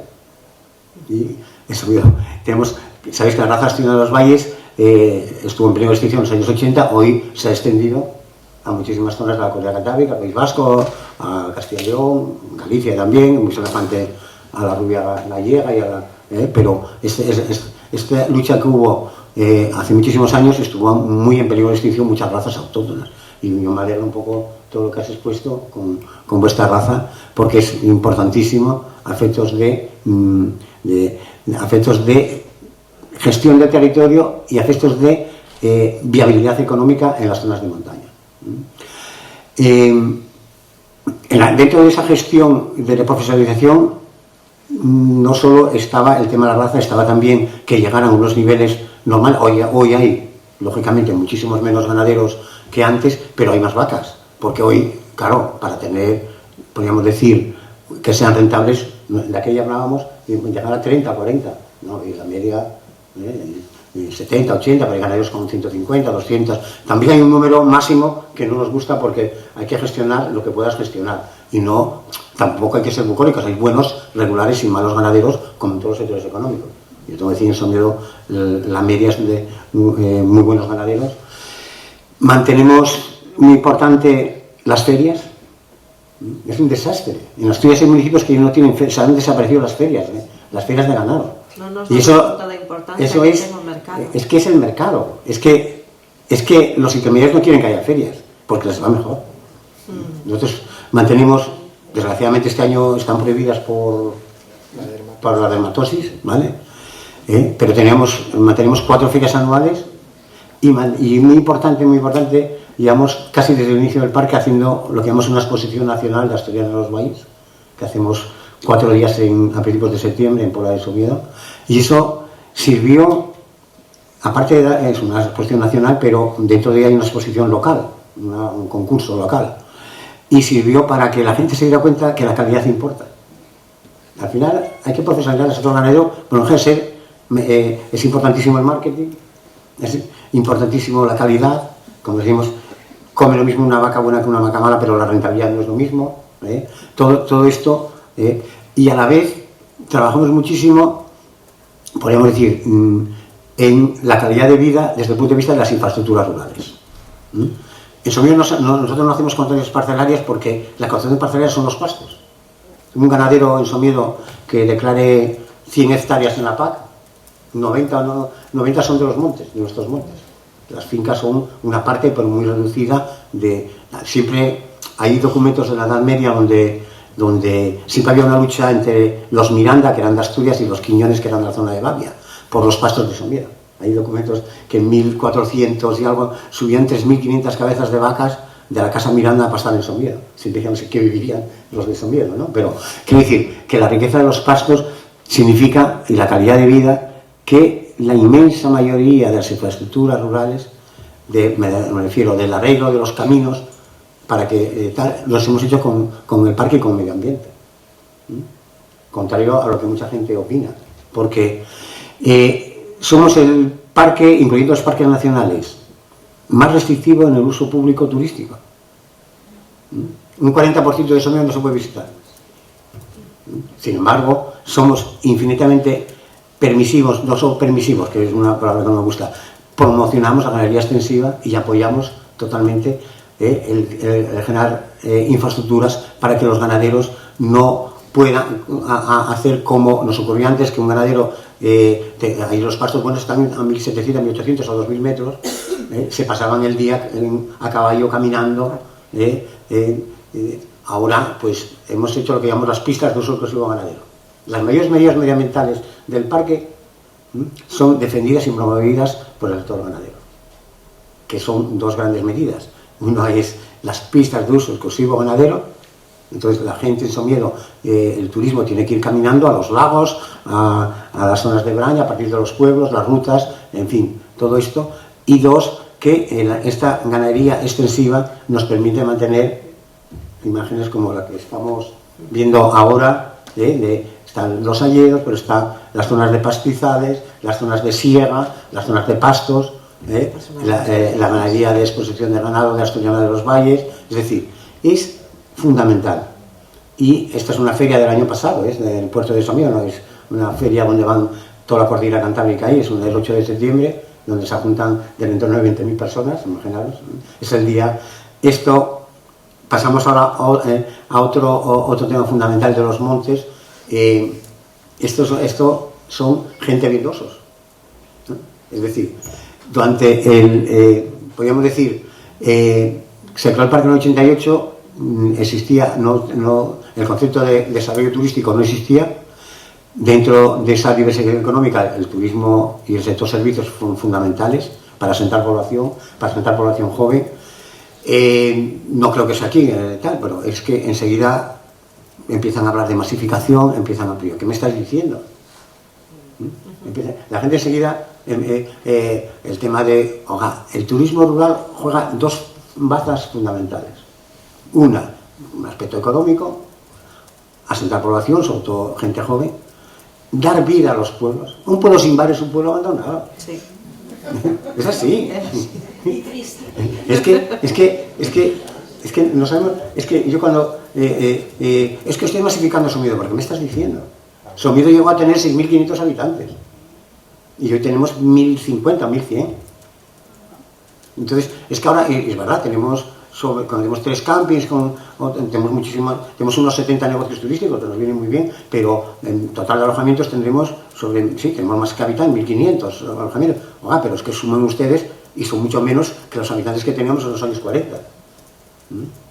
Y la gestión del territorio lo permite y la ordenación del territorio lo permite. Para eso nosotros, Somiedo, sabéis que son 300 kilómetros cuadrados donde, como os comentaba, tenemos 8.000 vacas, tenemos 38 pueblos, tenemos caza, tenemos reserva nacional, reserva regional, caza mayor, hay jabalí, venado y rebeco, pero tenemos oso, lo hemos tenido siempre, tenemos lobo, que es, hablando de ganadería, súper complejo, pero como lo metemos siempre, es una forma.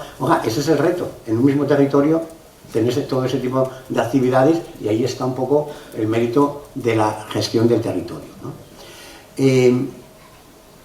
También yo presido la red de acción de desarrollo rural, los grupos líder, los grupos de acción local, la medida líder, que ha sido en Asturias por lo menos fundamental para asentar y generar. El gran tema es el despoblamiento, como me imagino que tenéis en muchos escenarios. La mejor herramienta para combatir el despoblamiento es generar riqueza y empleo, diversificar la economía y conseguir que haya buenos servicios públicos, incluyendo los tecnológicos. Es decir, el futuro está sin escribir.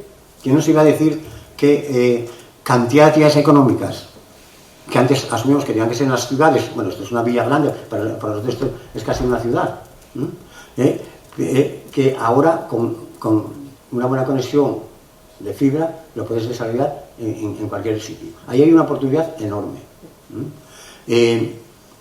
También yo digo también un poco el tema de nosotros, las zonas rurales, no somos ni queremos ser un problema, somos y debemos de ser una parte de una sociedad. O sea, si hablamos de energía renovables, tenemos una potencialidad enorme.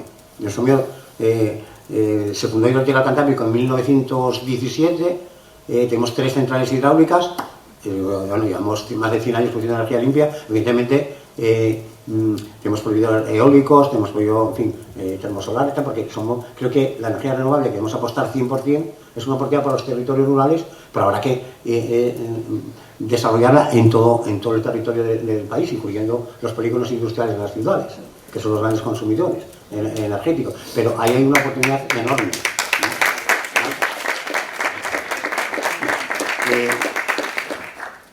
Después, el avance tecnológico permite muchas de esas actividades económicas que antes asumíamos. Pero esa potencialidad económica tiene un déficit enorme, que es que no tenemos población suficiente para desarrollar todas nuestras potencialidades. Y ahí tenemos un reto enorme que se demostró con las 2 crisis que tuvimos, la primera económica bestial del 2008 y la sanitaria y todo esto, se demostró 2 cosas. Una, un país lo primero que tiene que tener es seguridad alimentaria. Con seguridad alimentaria se superan todas las crisis. Cuidado con ello.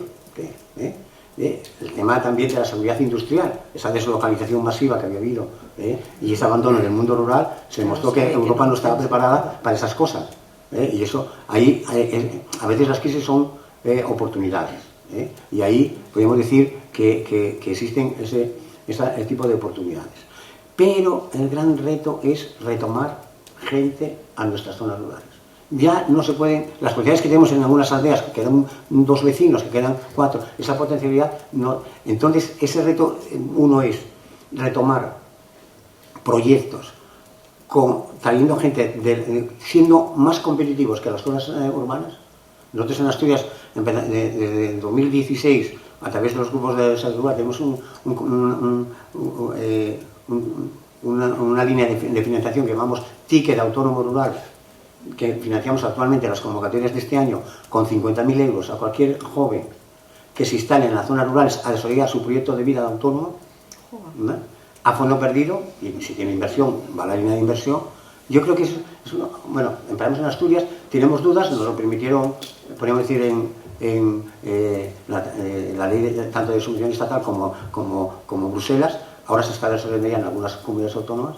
Es una forma de cómo traes gente de las zonas rurales al mundo, de las zonas urbanas al mundo rural. Lo mismo que con la migración masiva hacia las ciudades, ahora hay que ser más competitivos, tenemos el problema de la vivienda, pero también hay que decir una cosa clara.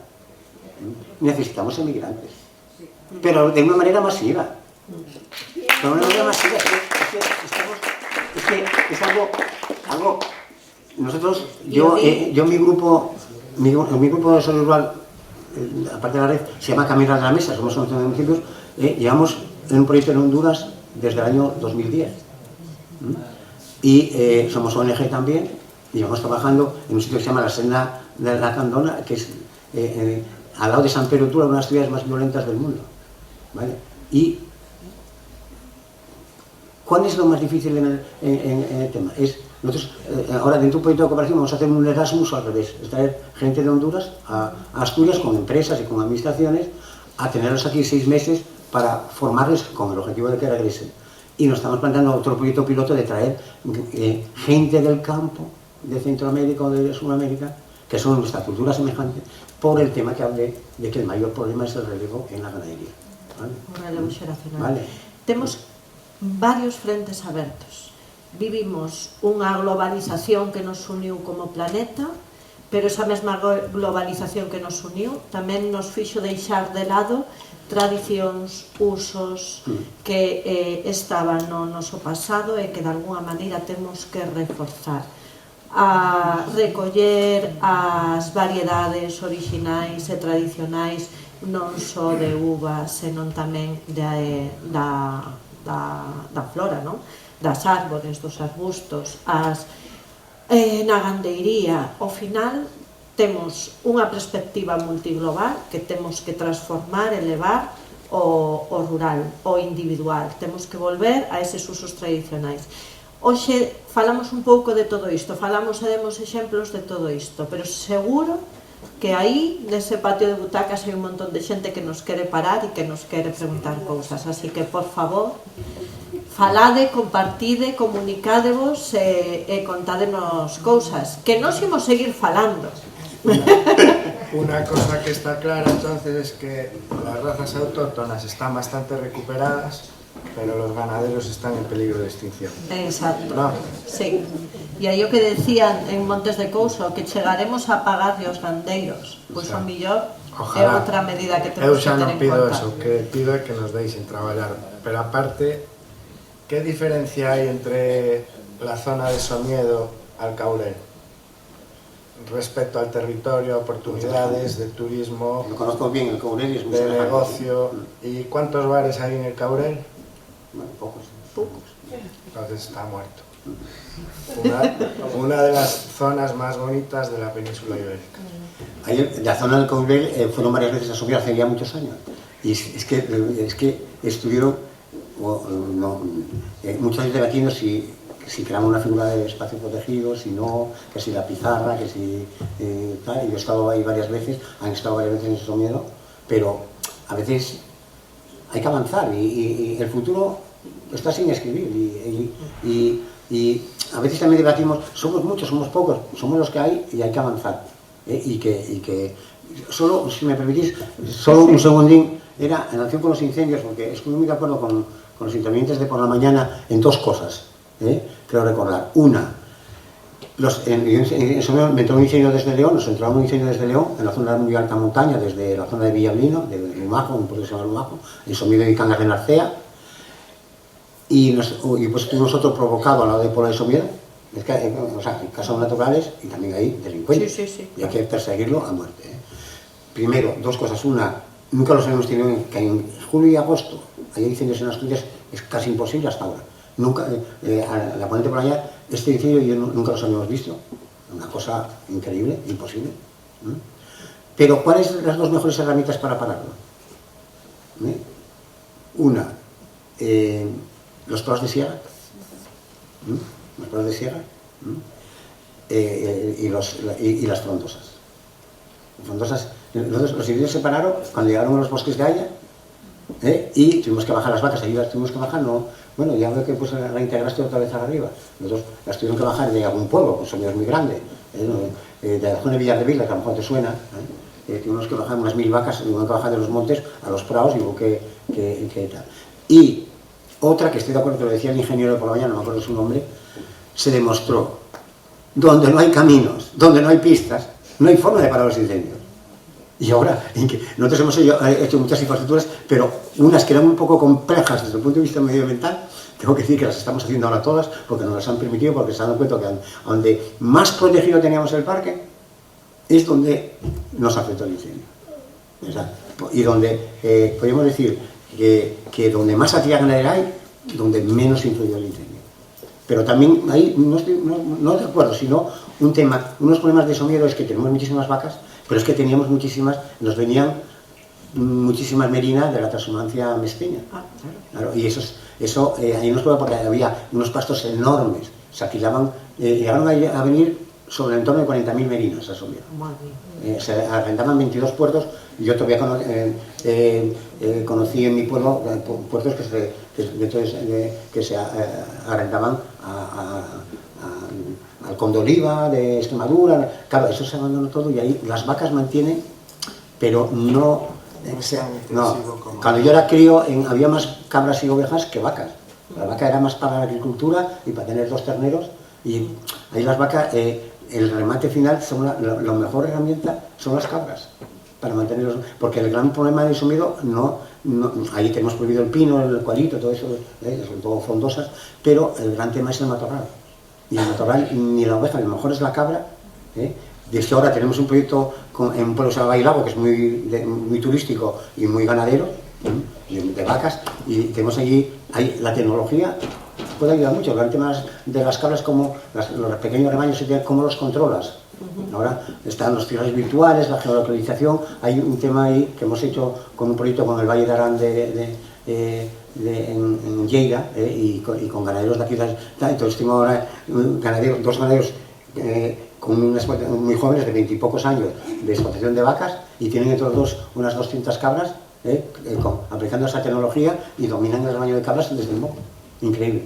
Con cierres virtuales, donde les ponen no solo la geolocalización, que eso ya está muy desarrollado, y esto también se está empezando, llevan una especie de collar de la cabra, entonces le has marcado este territorio, cuando se acercan al límite, les empiezan a dar pi, e incluso les llegan la primera vez una descarga eléctrica y ya se vuelven para atrás. Era el gran reto es recuperar una parte de actividad ganadera relacionada con, en este caso, con la cabra. La oveja, es que la oveja es tonta en comparación con la cabra. Es que, no, estoy hablando de lobos. De los lobos, o sea, los lobos entran, a rodillas de oveja no dejan una. Las cabras es más fácil de gestionar en territorios muy de alta montaña, muy salvajes como son. Perdonad, pero... A ver, é que eu xa os avisei. Los mestines son moi importantes tamén. Eu xa os avisei que nos íamos seguir aquí, pero de verdade que ninguén quere facer ninguna pregunta. Sí, temos ali preguntas. Que vale 500 euros el collar y la cabra 100. Sí. Igual non nos sale moi rentable de momento. Por eso, sí, estoy de acuerdo. Es que las ayudas agroambientales de la PAC, bueno, nosotros, por ejemplo, en Asturias, no ahora, desde hace muchísimos años, los ganaderos de Somiedo y otras zonas de Asturias que son espacios protegidos cobran mucho más por hectárea, cobran casi el doble por hectárea donde son espacios protegidos. Y dos, se pueden utilizar ayudas de la PAC para financiar, no pueden ganar, sí, son como toda tecnología que habrá abaratándose, pero estará... É difícil.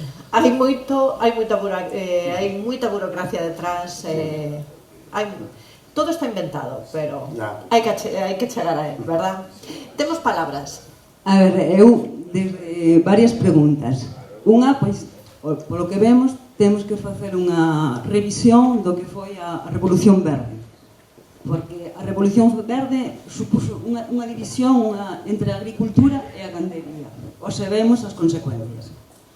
Entonces, eu tamén estuve no Pirineo, viví no Pirineo, miña familia é gandeira. Entonces, os problemas da PAC, tiñamos a broma de que os responsables da PAC non sabían distinguir entre un can e unha ovella, pero o problema tamén que temos é que onde están os veterinarios? Porque temos os problemas de sanidade e cada vez van ser máis graves. Entonces, por unha parte, pois eso, a revisión científica, ¿no? Por decirlo de alguna maneira, volver a unir a gandería e a agricultura e o monte. Por outra parte, o modelo económico e laboral, porque falamos sempre de subvencións, pero o mellor non sería tamén plantarse o estatuto do gandeiro, o estatuto do agricultor, que ten sempre que estar pedindo créditos, poñendo en perigo a súa supervivencia, porque, por exemplo, en Francia sabemos que creo que 7 millóns de gandeiros nos anos 50, queda hoxe medio millón gandeiros agricultores. Sí, os números aquí na península serían os mesmos. Prácticamente a perda do sector primario fronte ao secundario e a día de hoxe o terciario é brutal. Estámonos a convertir en sociedades onde o que ao final vendemos son servizos, e iso notase, pero o abandono do primeiro sector creo que é un gran problema que afecta a todos os países desenvolvidos. Subvencións, non subvencións? O problema é o modelo de ganadería. Eu agora ainda vin un vídeo publicitario da Xunta de que hai que invertir en tractores, que hai ganaderos que están todos modernizados, que teñen todos os artilugios, pero o monte arde. O monte, as razas autóctonas están adaptadas ao territorio durante siglos. Eu empecé con 40 cachenas fai moi pouco tempo e tiña un tractor, un John Deere 2850 que me costou 10.000 euros. Agora vais incorporar ao meu fillo, tiñamos outras necesidades, a Xunta cada vez limpia menos os montes, entonces nós temos que limpiar o monte e xa necesita outro tipo de tractor. Pero se hai unha colaboración entre a gestión do monte activa, o sea, non se trata de plantar un pino, podalo, desbrozalo e queimalo e volvelo plantar, volvelo podar, sino facer unha estruturación do monte, no que a parte gandeira sea unha parte activa a proteger. Entonces, vanse a necesitar moitas menos inversión nunha explotación, prácticamente as vacas poden sobrevivir co que a propia naturaleza produce, non a niveles de 2000 metros de altitud, pero non nos montes que temos aquí que chegan a cotas de 1000 metros poden pasar as vacas adecuadas casi todo o ano aproveitando recursos. O que ten é que a administración ver que hai outros modelos e que hai que aproveitalos. Alguna outra palabra? Quería saber se hai dúas preguntas, unha para os gandeiros. Onde hai escolas de formación para pastores, para gandaría, para etcétera, etcétera? Vi unha en Francia, pero bueno, en España, quero dicir. En Portugal hai escuelas de un ciclo. Eu xa participei en algunha escuela falando do mismo, que primeiro a xente que pode convivir cos abuelos, que aprendan deles de como se crían os animales, de como facer carne de máxima calidad, Vistes na tele estos días que unha vaca se vendeu en Silleda por 10.500 euros. Sí. Eu comprei a semana pasada 3 por 28.000. Non é unha cousa que salga na tele unha noticia. Hoxe unha vaca de calidad costa 10 ou 12 euros, tampouco se trata. É que hai moitos modelos, hai moitas cousas para facer. Yo creo que la formación, ahí hubo bastante tiempo que era como decir, si la gente de las zonas rurales iba a estudiar, era como que salían del pueblo, que los estudiaban, no. Mejor ganadero o ganadera es un ingeniero agrónomo o un veterinario, porque la formación tiene que ser fundamental.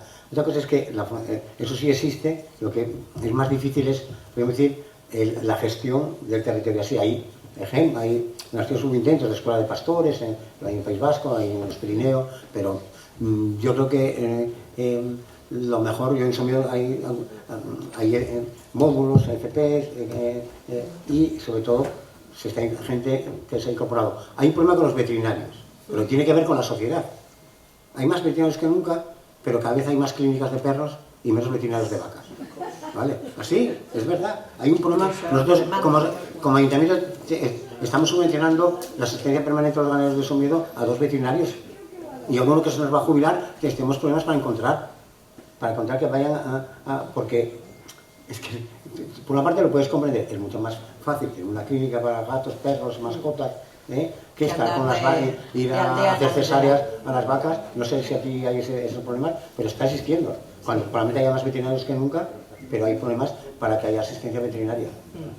Non sei se algunha palabra, Leonor. Sí, mira, sí, yo que quería comentar, alguien preguntaba por las escuelas de pastores, sí que las hay y cada vez están más. Hay una fundación en España que es la Fundación Monte Mediterráneo, que está empeñada y es la que más esfuerzo está haciendo en que se pongan escuelas de pastores a lo largo de España y sobre todo en todas las zonas que tienen transhumancia, porque es la única forma de mantenerla, ¿de acuerdo? O sea que sí que existen.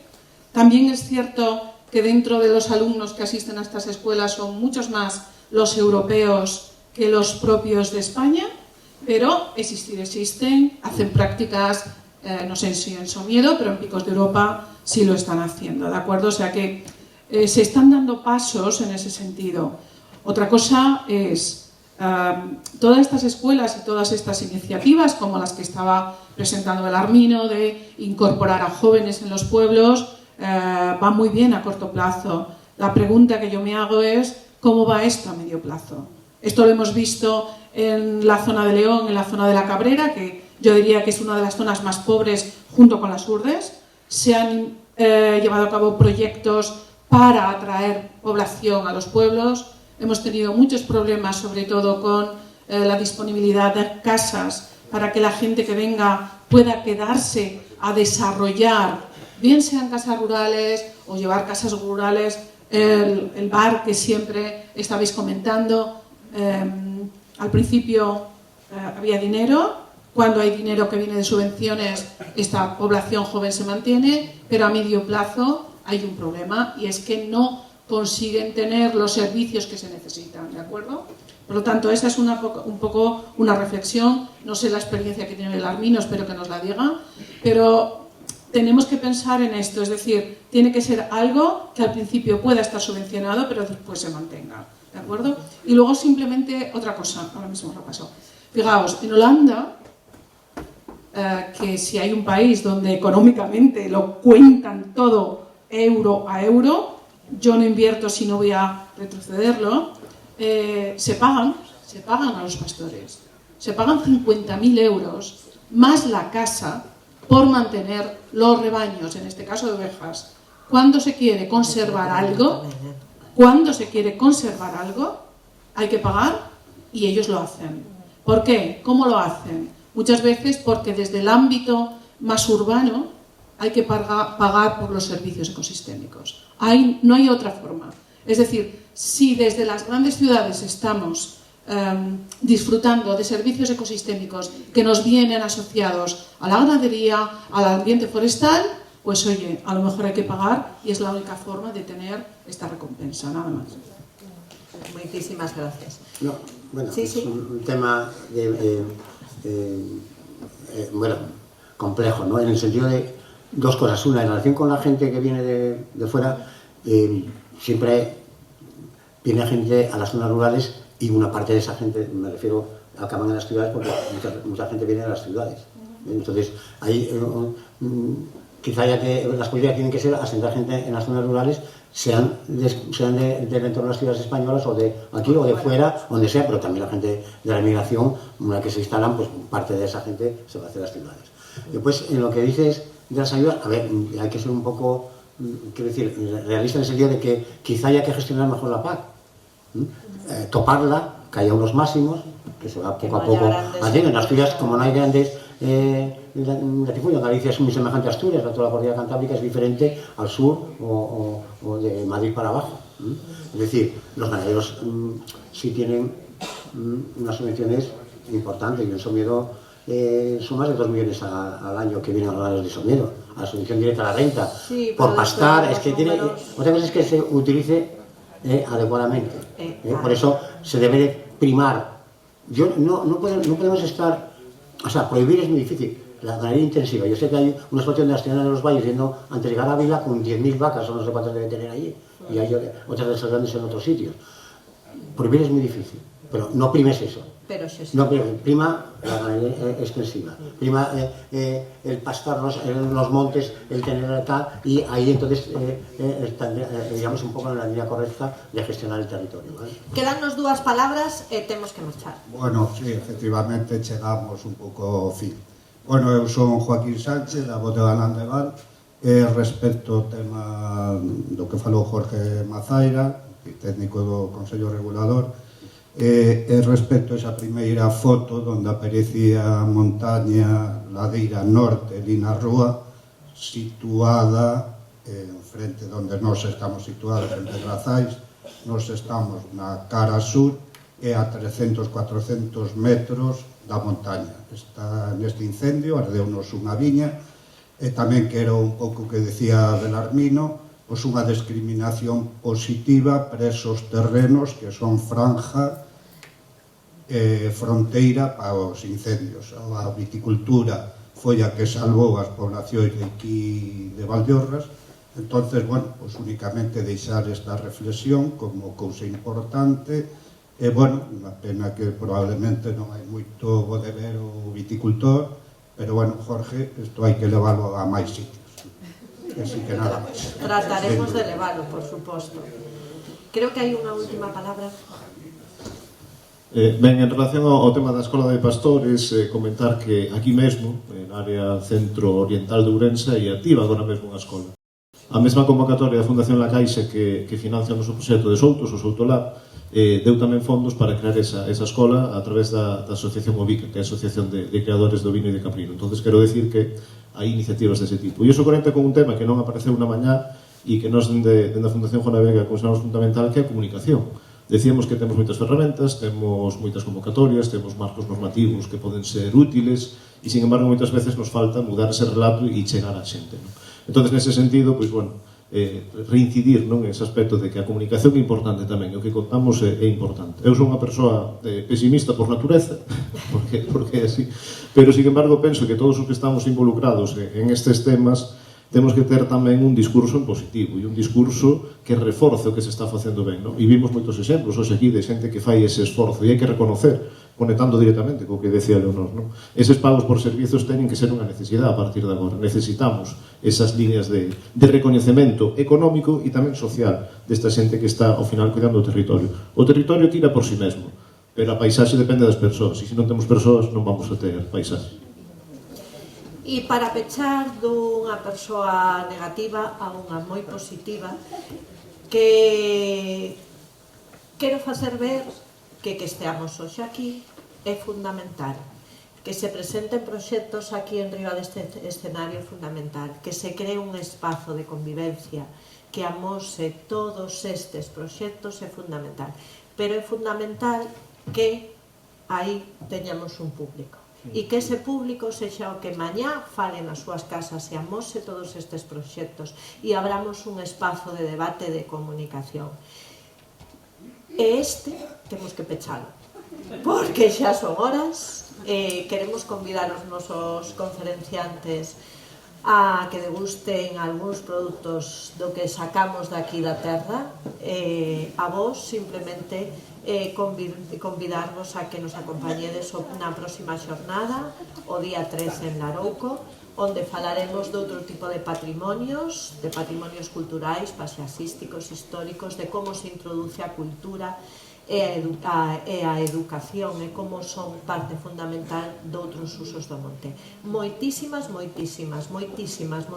grazas a vos por estar toda a mañá escoitándonos e a todos os que se sentaron aquí á miña esquerda por acompañarme nesta xornada tan impresionante.